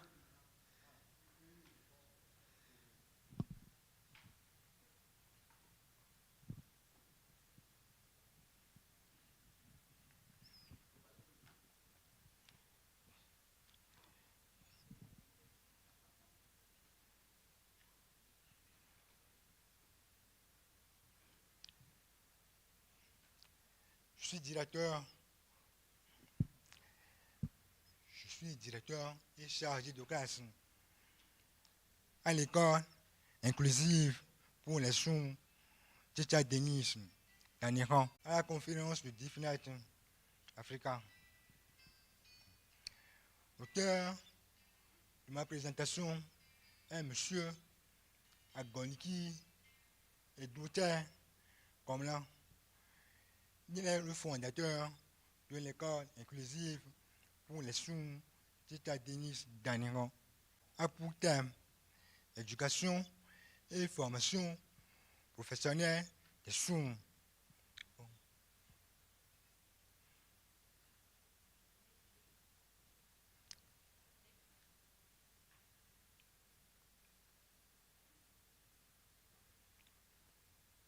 Sommaire 1. Thème éducation et formation professionnelle. 2. Bref présentation du Togo. 3. Les textes. 4. Les problématiques de la langue des signes dans l'éducation des sourds. 6. Les approches de solutions. 5. Efforts pour l'éducation des sourds dans les milieux ruraux. Exemple de EISTDA à Aniako au Togo. Plan stratégique. Notez. Oui.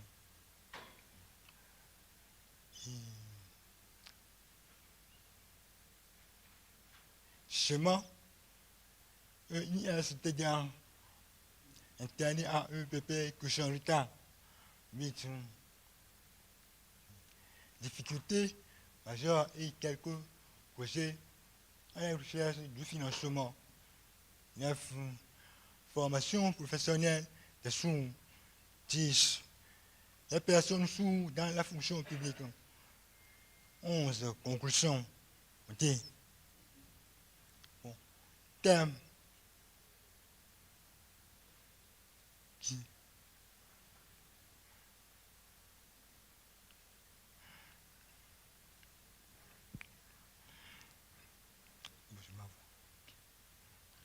Termes, éducation et formation. Titre, les problématiques de la langue des signes dans l'éducation des sourds pour leur pleine et effective inclusion dans la société.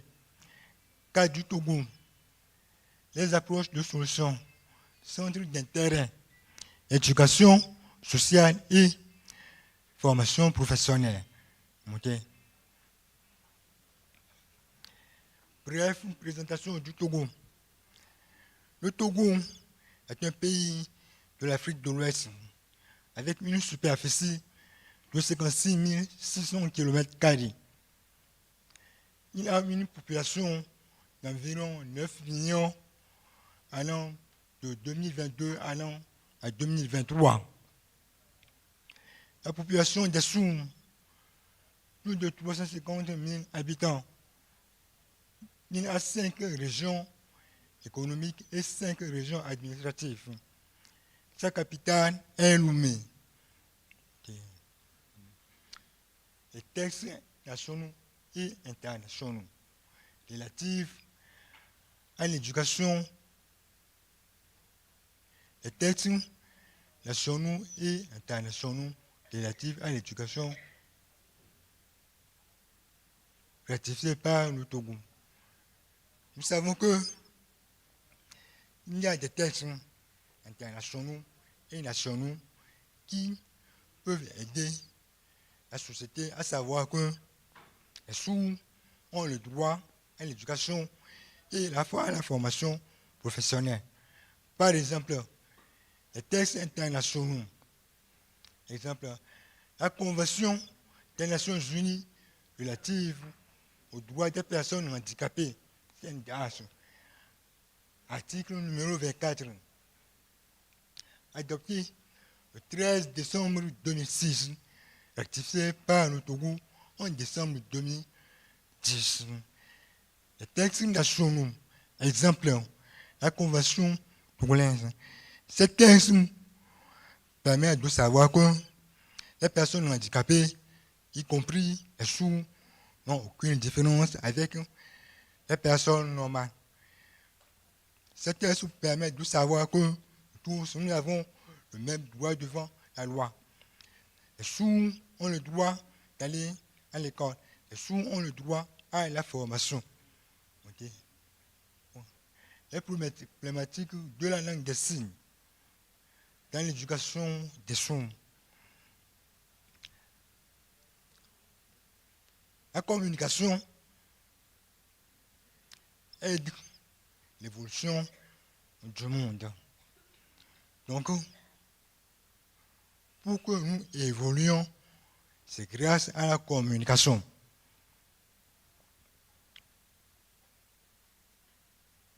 À l'école, comme dans la formation professionnelle, sans la communication, personne ne peut évoluer.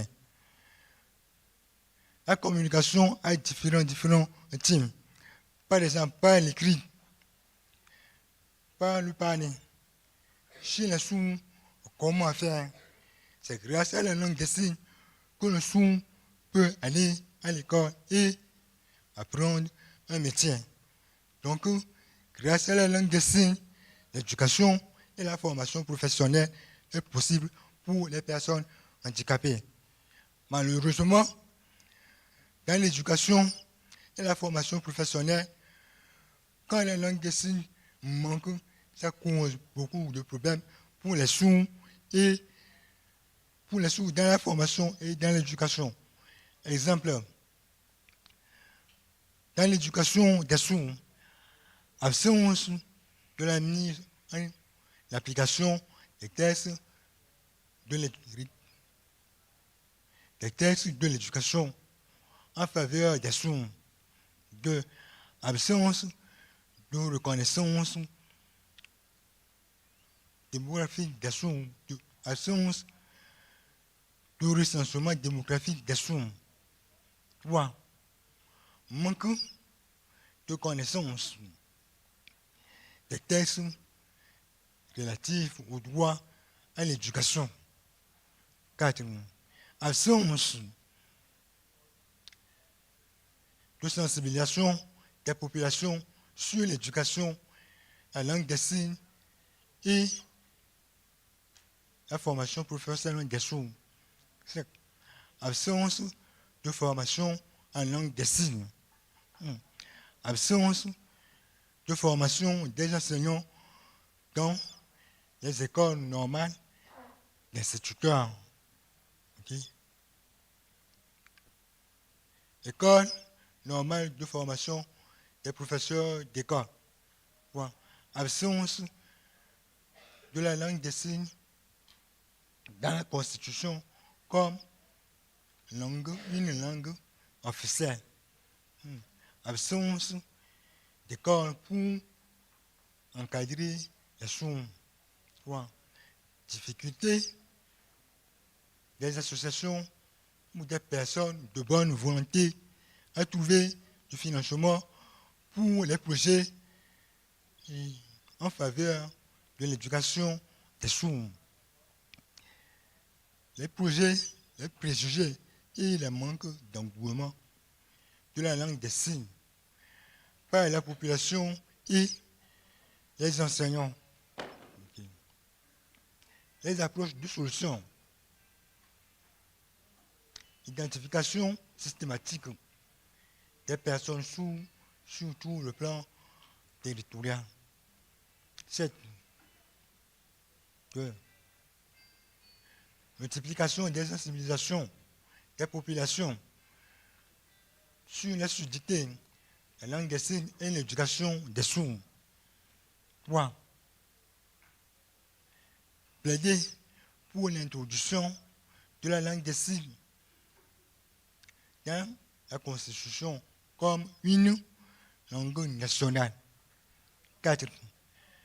Plaider pour l'introduction de la langue des signes dans le programme de l'éducation nationale.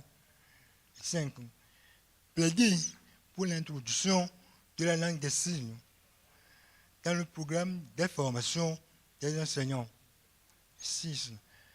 Plaider pour la création des écoles spécialisées pour les sourds dans les milieux dont l'effectif des sourds est croissant. 7. Plaider pour la création des classes transitoires et inclusives dans les établissements publics. 8. Plaider pour que les budgets de l'État prennent suffisamment en compte les besoins spéciaux en matière d'inclusion des personnes sourdes et de formation d'enseignants sourds. 9. Renforcer les capacités des enseignants spécialisés. 10. Construire des dortoirs pour l'accueil des sourds, vivant dans les zones éloignées. 11. Plaider pour que une prise en charge salariale ou en charge salariale, oui.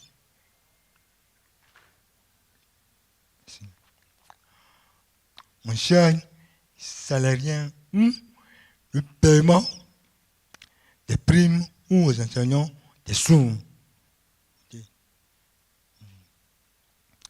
Plaider pour que les efforts pour l'éducation des sourds en milieu rural. Exemple de EISTDA à Aniron au Togo. Plan stratégique. 1. Identification des sourds à Aniron. 2. Convocation et sensibilisation des parents. 3. Plaider auprès des autorités de l'éducation. 4. Demander des demandes de bâtiments. délabré à EPP Cuchenritain. 5.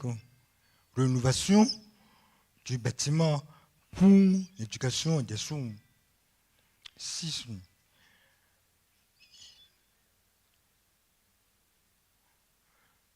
Première et deuxième année ou en classe transitoire, classe spécialisée. 7. À partir de la troisième année ou en classe transitoire suivi et accompagnement en classe inclusive. Quelques images. Oui. Lorsque nous avons débuté les activités, c'est comme ça que nous avons essayé de raconter les autorités, de raconter les parents, de chercher, de savoir comment aider les enfants sourds dans l'éducation. Ces images prouvent comment nous avons débuté les activités. Ici, c'est la rénovation de nos bâtiments. Nous avons raconté les autorités de l'éducation. On a reçu des bâtiments délabrés. Les bâtiments ne sont pas normaux. Mais comment faire pour pouvoir introduire les sourds et commencer l'éducation des enfants? C'est ce que nous avons fait. Okay. Voilà. Les portes de l'école, les bancs cassés, nous avons tout réparé pour pouvoir accueillir les enfants et réparer et les enseigner. Okay. Voilà. Chemin de l'université à Niron, à UPP que je retiens. Normalement, comment nous avons pensé organiser nos activités? L'école a 2 classes. La classe de base et la classe inclusive. Les classes de base, ce sont des classes spécialisées qui commencent du CP1 au CE2. Les classes spécialisées, les enfants sont mis à part avec des enseignants spécialisés qui leur transmettent en même temps l'enseignement du CP1 au CP2 pour permettre à l'enfant d'avoir une bonne base avant de continuer ses études du CM1 au CM2. Après sa réussite, il continue avec le collège inclusif. Okay. Voilà notre école que nous avons renouvelé. Okay. Le nom de l'école, le bâtiment. Okay. Voilà. Ici, chaque vendredi, nous rassemblons les enfants pour la division d'études bibliques pour les aider à connaître Dieu. Ici, je suis en classe inclusive pour interpréter les cours. Okay. Les difficultés majeures, absence de soutien de l'État. Le travail que nous faisons dans notre école, nous ne recevons aucune subvention de quelque part. C'est nos propres efforts que nous faisons pour pouvoir aider les enfants sourds. Deuxième, manque de partenaires financiers pour pouvoir recruter les enseignants spéciaux. Oui, nous n'avons pas assez d'enseignants spéciaux dans notre école. Au début, c'était le fondateur qui avait commencé le travail avec les enseignants, les enfants. Il était seul avec les enfants. À mon arrivée, il y avait des personnes spécialisées en langue des signes qui voulaient aider les enfants. Mais, apprenant qu'il n'y a pas de moyens pour pouvoir les payer, ils ont tous démissionné. Bon. 3. Manque de financement pour les projets de l'école. L'école a encore d'autres projets. Jusqu'à présent, comme nous n'avons pas de financement pour pouvoir réparer, donc l'école a des problèmes majeurs. 3. Quelques projets en quête de financement. 1. Construction ou rénovation des bâtiments scolaires pour les sourds. 2. Construction des foyers des sourds pour l'hébergement et la formation professionnelle. 3. Formation des familles et amis des sourds ainsi que des enseignants en langue des signes. Subvention salaire. Okay. Bon. La formation professionnelle des sourds. Dans le cadre de la formation professionnelle, nous avons noté que jusqu'à présent, beaucoup de centres de formation acceptent que les sourds participent aux formations. Mais le manque de la langue des signes fait que les sourds, au lieu d'être au même niveau que leurs pairs non sourds, ils passent beaucoup de temps avant de pouvoir suivre leur formation. Par exemple, s'il faut 2 ans pour la formation, à cause du manque de la langue des signes, le sourd passe 3, 4 et plus d'années. Ce qui fait qu'il ralentit sa formation égal d'être égal à ses pairs non sourds. Cependant, les problèmes.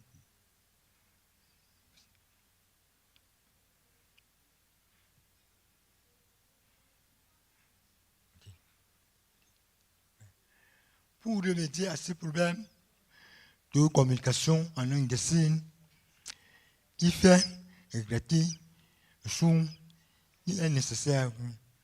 Pour remédier à ces problèmes de communication, il fait tarder le sourd dans ces formations.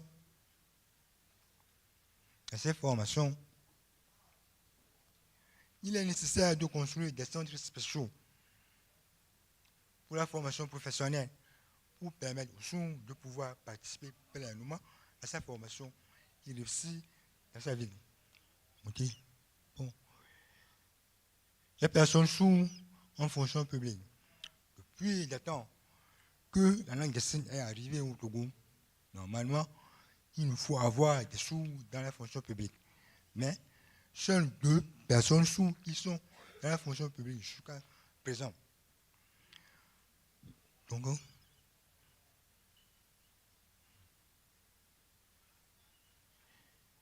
pour leur permettre de rentrer en fonction publique,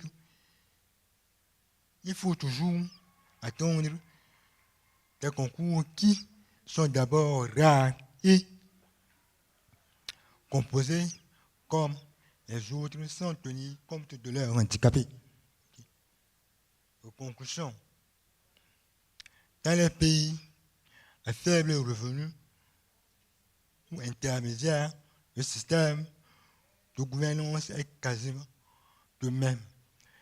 La situation éducative et la formation professionnelle des sourds du Togo seraient loin d'être différents de la majorité de ces pays à faible revenu.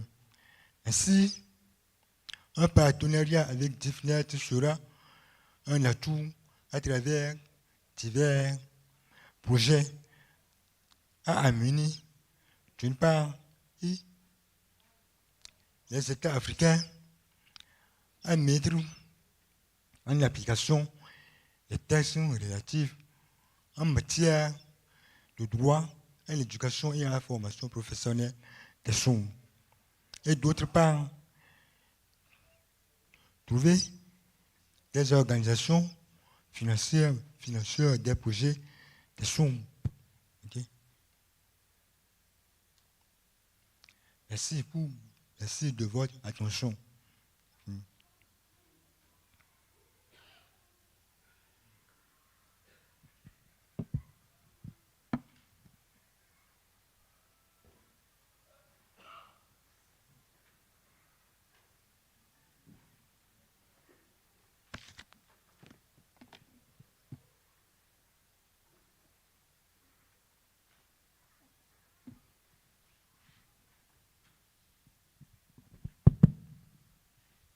Thank you very much.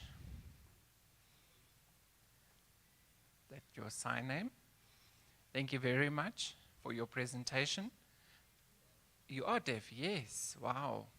You spoke so well. I was shocked. I first thought, are you deaf? Are you hearing? I wasn't sure. But thank you very much for your presentation.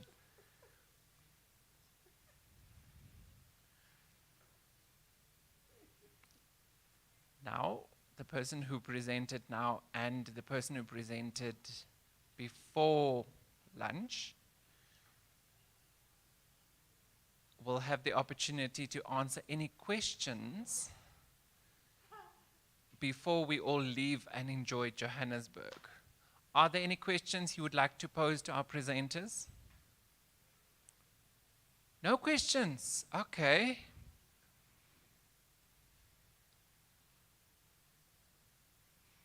Thank you very much. It means your presentation was so clear that nothing needs any further clarification.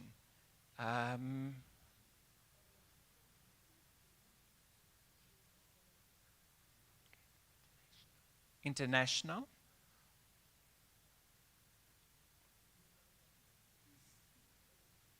Symbolic.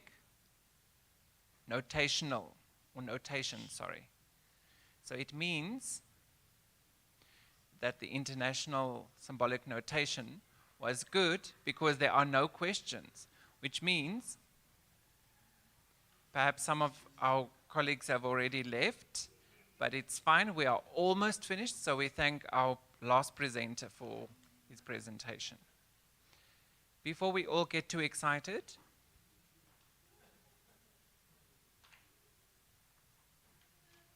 my work has been very short-lived. Thank you very much, Candice. So my job as the facilitator is almost finished. Fortunately, I didn't have the responsibility for the whole day. So Pumi has questions. We'll get to that shortly. And then we need to do the group photos still. And then my job as facilitator of the session is done.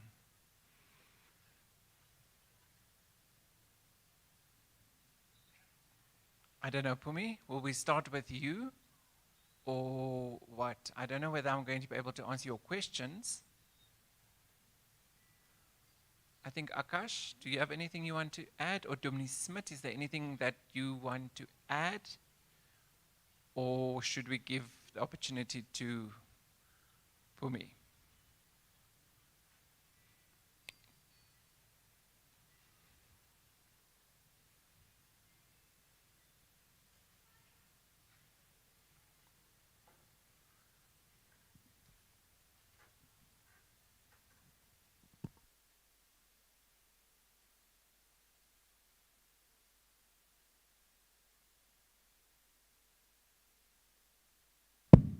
We would like to thank all the different presenters that presented for this conference in various different sign languages. It was truly magnificent to see the different sign languages and to be united as deaf members from all over Africa. I'm very, very happy to have been able to enjoy. We had a lot of experience, especially I remember I've been to different areas. I've worked with Akash before, for example. I remember I met Philemon the first time, don't know, where, Malta, in Malta. Don't know what the sign is for Malta. This is the first time I met him, and I thought, is he interpreting what's happening? He sounds so well, is he deaf? And then I thought, no, I better share this knowledge that I gained there. And then we used this in Eswatini to further develop the deaf community. So we are very happy. He's my role model, and we look forward to working together in the future. And I'm very proud of the example that he has set for us. And I look forward to working with you on future projects.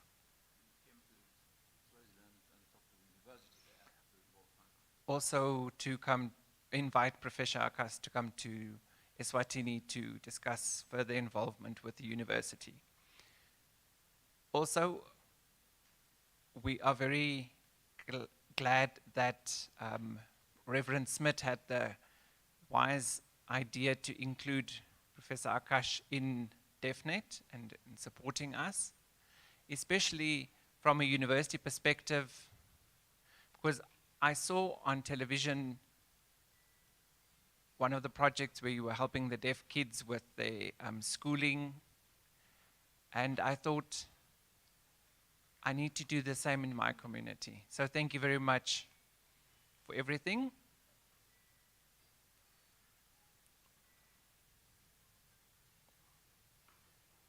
Okay, just wanted to confirm something about the program. So now we would please like to invite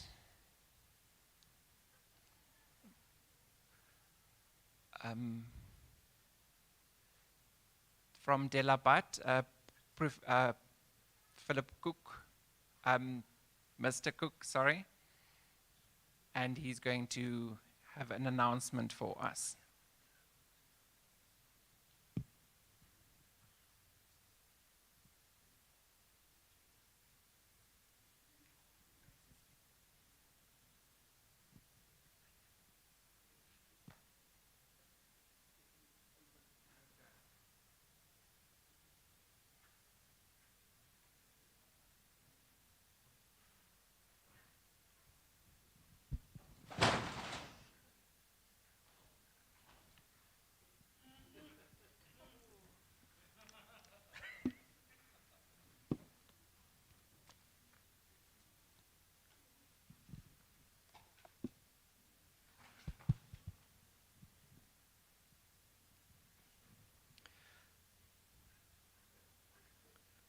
Is Edgar here?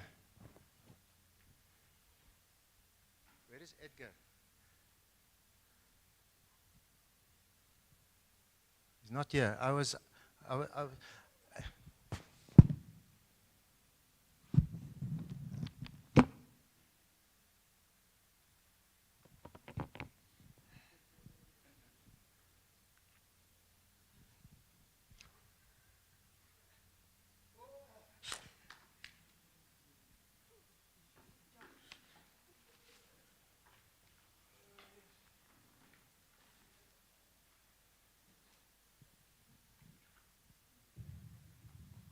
I realize that after the lunch break, all of us, the food is not doing anything yet.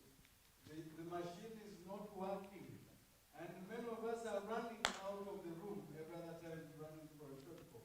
I think we need to do some exercise. Who of us can imitate me? Huh? You're going to imitate what I do. Raise your hand.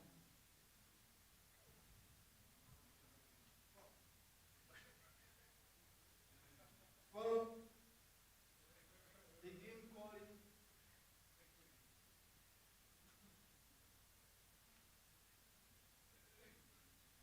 Petronella, you're too slow. Increase the speed, increase the speed, increase the speed.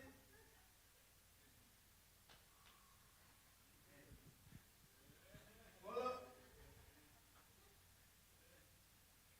I need to see people following.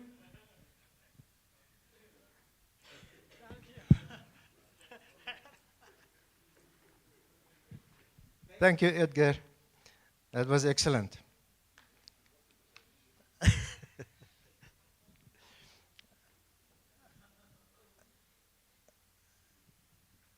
For those of you who did not see, Reverend Ati was the fastest of everyone here.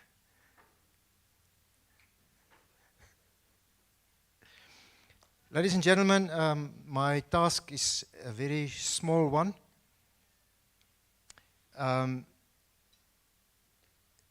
am supposed to present to you the declaration. But given the time constraints and everything that goes along with that, we have decided to approach you with a request that the declaration of 2016 is still very relevant. And if the conference can approve that we forward it to the BOT for their consideration and final approval, we would be very happy to do that, if you would accept that. The declaration to be referred to the BOT, the meeting is tomorrow, for finalization. It's a very long document.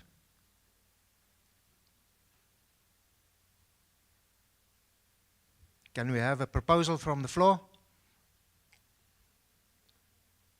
Is there somebody who approves it? I have one hand there. We're at the auction now. Is there a second? Another one. Thank you very much. Is it generally accepted? Everybody happy with that? Thank you very much. Reverend Smith, then that carries. We will attend to it tomorrow. The second thing is the issue of resolutions. Normally at a conference, resolutions are submitted and they are presented to the conference for discussion. That function has not played out, but there are resolutions that have been submitted to Sanjay. Sanjay has translated them into French.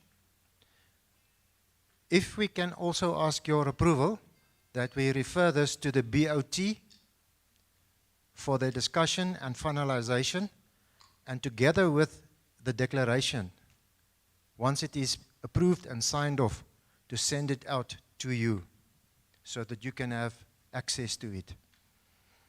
A resolution is only important if we do something about it.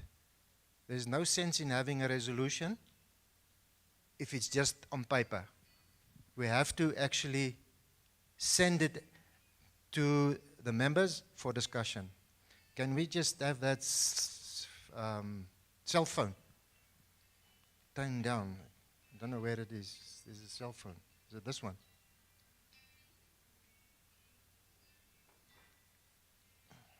Thank you. So, sorry for the distraction.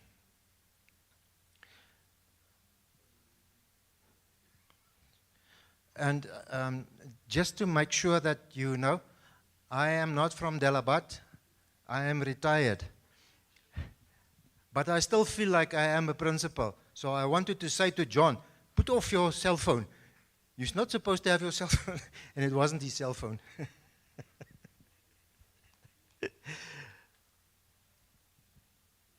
I'm coming to the next point on the program. You will see there, as part of the closing ceremony. Sorry, have we finalized the resolutions now, that it can be referred to the BOT? Are you happy with that? We will email it to you. Okay? That means at the next conference, these resolutions need to be shown to you to see if there was any progress made, what work has been done. Coming to the closing ceremony,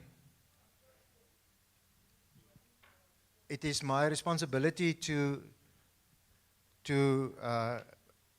speak to you as the chairperson of the scientific committee.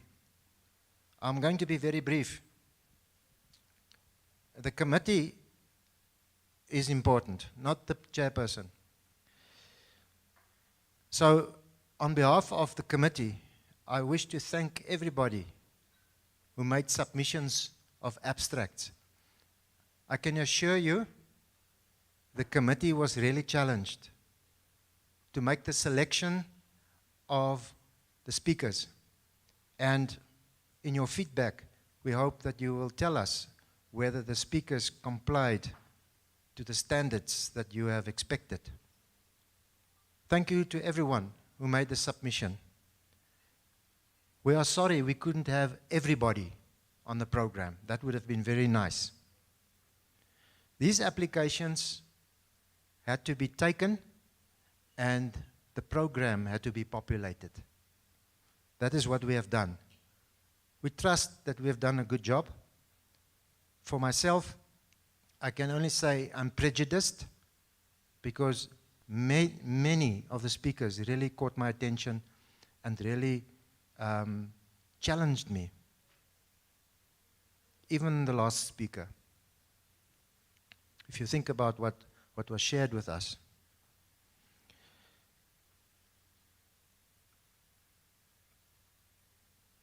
We would like to thank you, the presenters, who have made the effort to prepare yourself to come and share, whether it was your research or whether it was your experiences, and to educate us so that we can go back into our communities, back to the leaders, but not to stop at the leaders, but to actually go back to the people on the ground and share the information. I thank all the committee members who have made their participation, who have advised, who have given direction, and who have actually supported so that the program can be successful. We trust that your thoughts have been provoked. And as a conclusion from my side, I am very serious about children, the youth. And the reason why I'm saying that is if we do not take care of them, we will not have the leaders that we need for the future. And if you want to hear this or not, I'm going to say it. The responsibility is yours as adults to make sure that our youth are given the best opportunities possible. They're depending on us. The innocence of a child is the most precious thing that you can have. Just look into the eyes of a 2, 3, 4-year-old child. There is nothing more innocent than that. And as adults, what we do is we contaminate that sometimes with the way we do things. Let us go back where we come from. And if you feel desperate, know that DEAFNET is here to support you. Know that there's a family that loves you and want to encourage you and to see that you are successful in what you are doing. We have seen so many presentations that are demonstrating that. And we thank you for telling us about your successes. Thank you very much.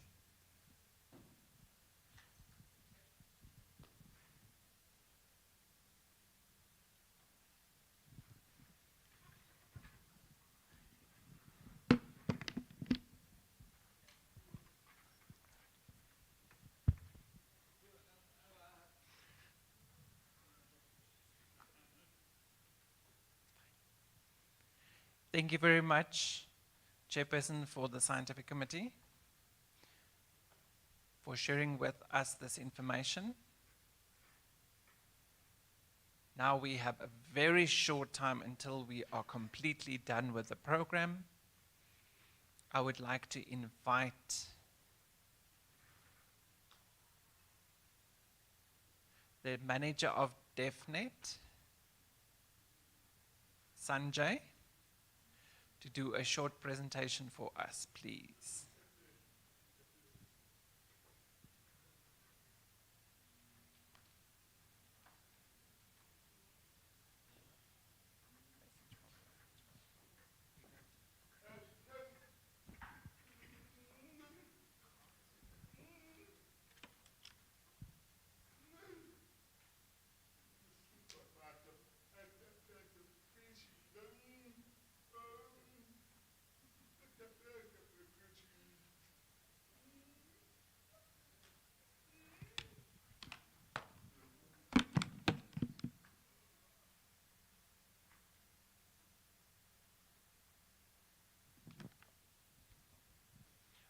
We're just looking for the French, we were waiting for the French interpreter. Are we all set?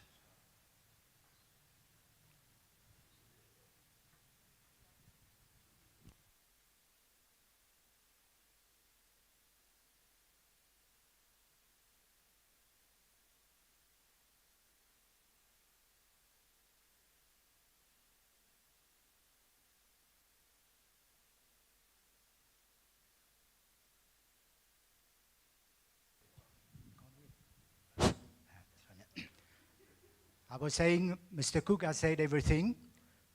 I would like to thank all of you for coming all the way from different African countries. I know it's not easy to travel, but thank you for being here. And it was good to have you from, I think it's about 36 African countries that's present today.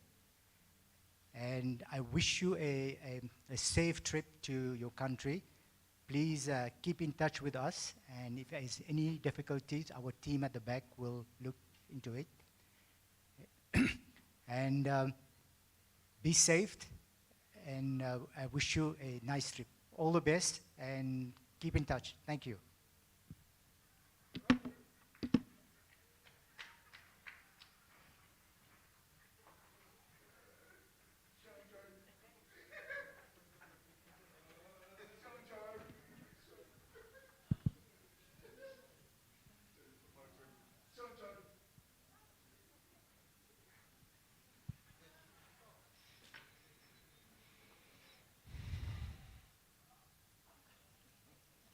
Do we have our French interpreters? Are they set up? Wonderful, thank you. We have two belongings that somebody lost. These two items, does it belong to anybody?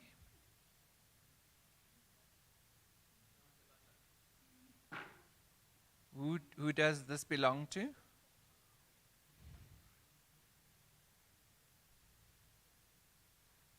Does anyone know? Please, if you know whose this belongs to, just refer them to Eddie. Eddie will keep hold of them so that I can fetch it from him. Thank you very much.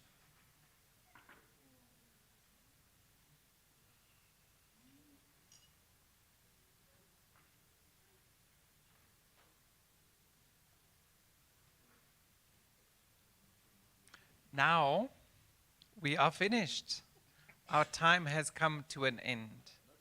Not yet. We have one item left. We have one item left, one presentation left.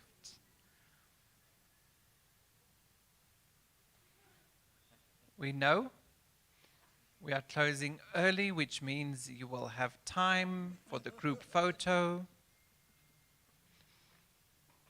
So the group after the group photo, so first there will be a short speaker who will present something very shortly, briefly.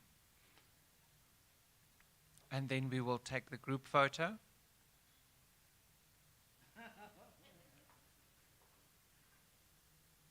I would like to ask you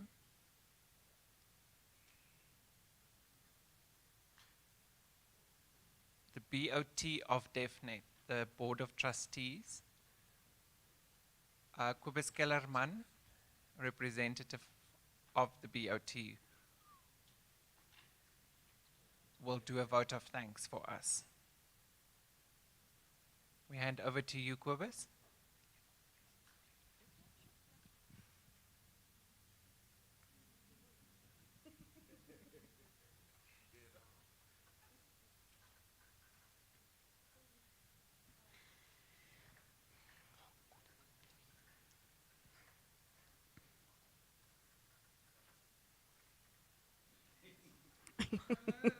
Please, I want that microphone.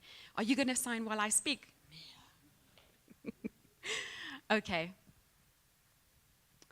So the vote of thanks was given to me as a responsibility. I'm usually not the best person to do that, but I will try my best. But before I do that, I know that, Pumi, you had a question around the voting. Let me just explain to you. Within DEAFNET,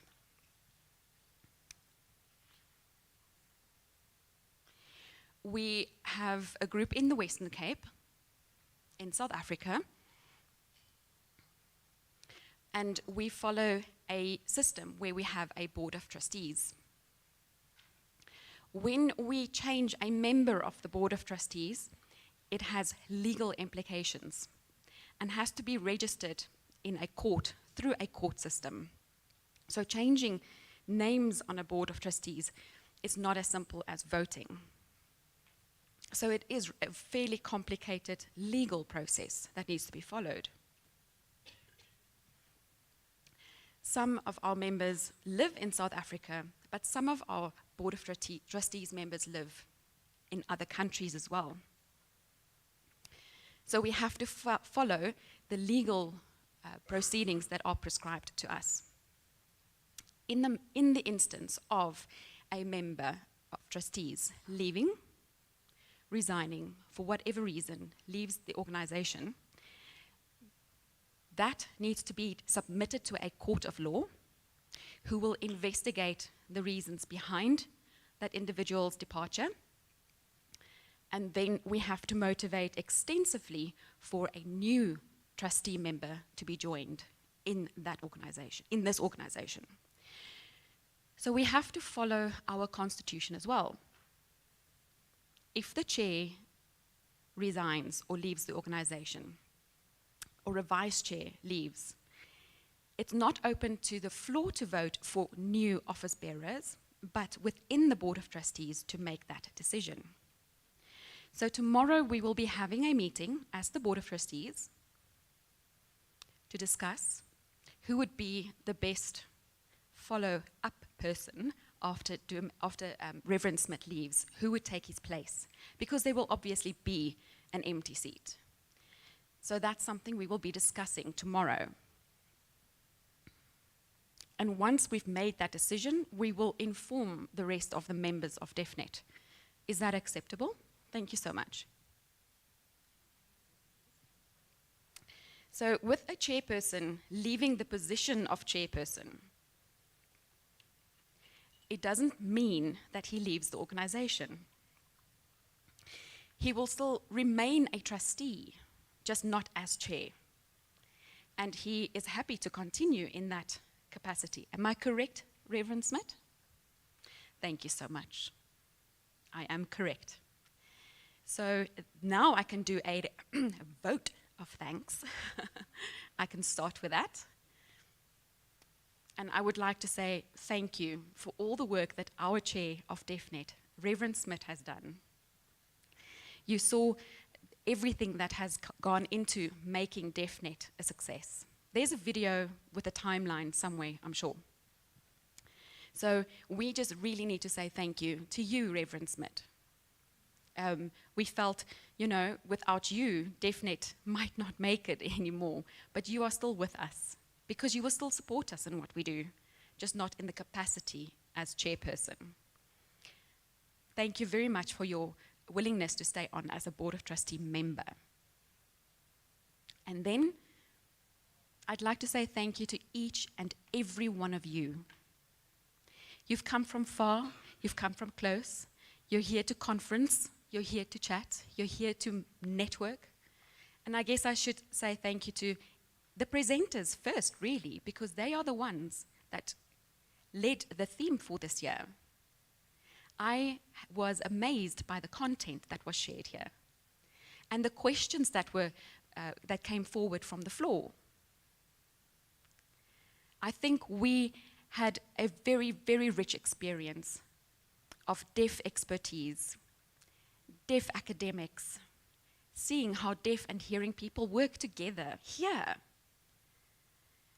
I know we said we don't need hearing, but look at us. We are doing so well. We are, as a deaf community, holding our own. As a deaf person, I am extremely proud of my fellow deaf community members, proud of my country, South Africa, and proud of DEAFNET. So, I'm sorry, I'm almost finished. Are you telling me, Mr. Facilitator, that I need to stop my thank yous? And I also would like to say thank you to the interpreting team. The interpreting team had a plan before they arrived. And somehow, it just did not work out. They had to adjust, change their roles, assist where they can, and support each other. But it seemed very smooth sailing from the outside. So I would like to say thank you to all the interpreters who pushed through. I have been in a situation where there were turmoil at a conference, and the interpreters literally stopped working, saying they will not continue until it has been resolved. This team has pushed through, and I am truly grateful for that. And I would like to say one small word, not a big word, but two big words of thanks to our volunteer interpreters, Candice and Philemon, for assisting us. And this, again, was proof and evidence in action that when the work needs to be done, we get up, we roll up our sleeves, and we get the work done together and do it as a team. So thank you to everyone. Thank you, thank you, thank you.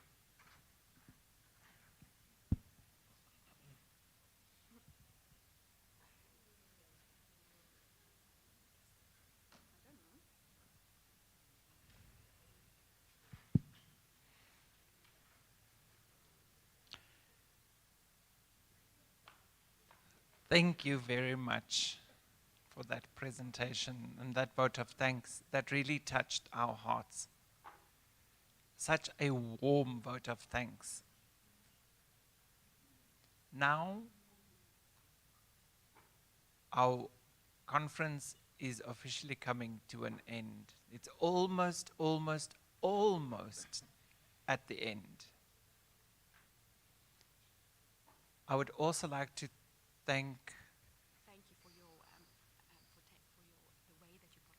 you for all the participation, for the way that you participated, actively participating.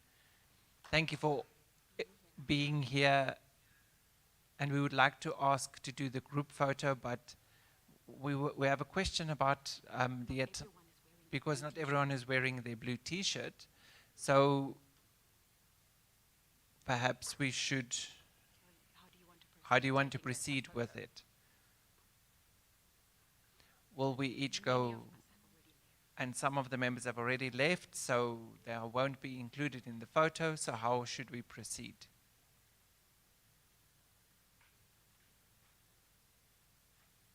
We have a question. Oh, I have a question. Apologies. Debbie has a question. Or Debbie asked, rather. Debbie has something that he would like to ask. Thank you very much. I'm happy to be here.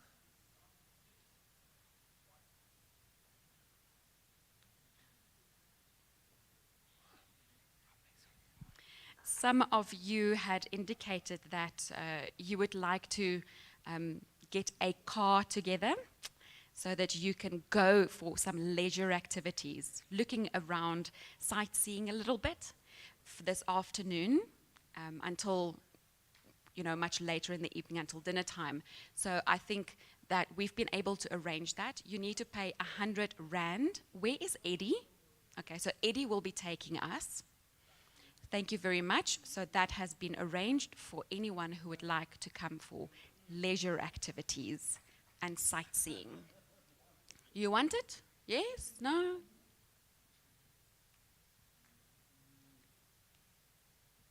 So how much was it? 100? 100 what? South African Rand? I think so.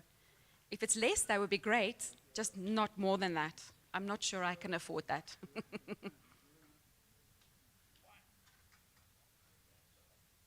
So it's definitely South African money, meaning the Rand. Okay. Thank you so much. Pumi, if you can help me move this podium so we can take our group photo. Thank you.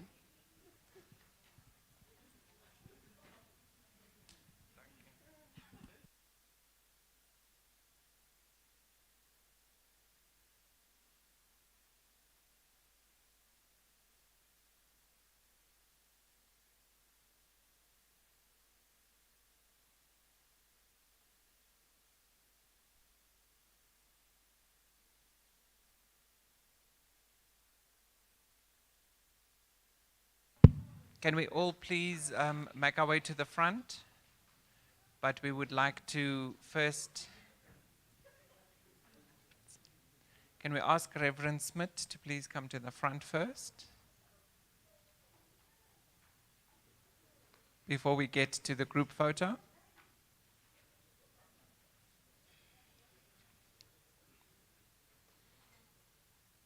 Would you like to say a few words before we do the group photo?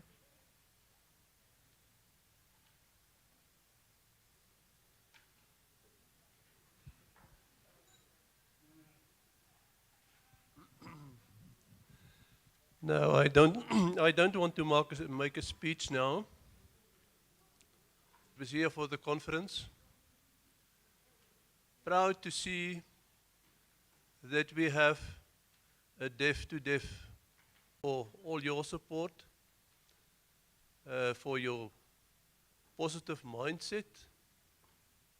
I appreciate it very much. That's all from my side. Thank you.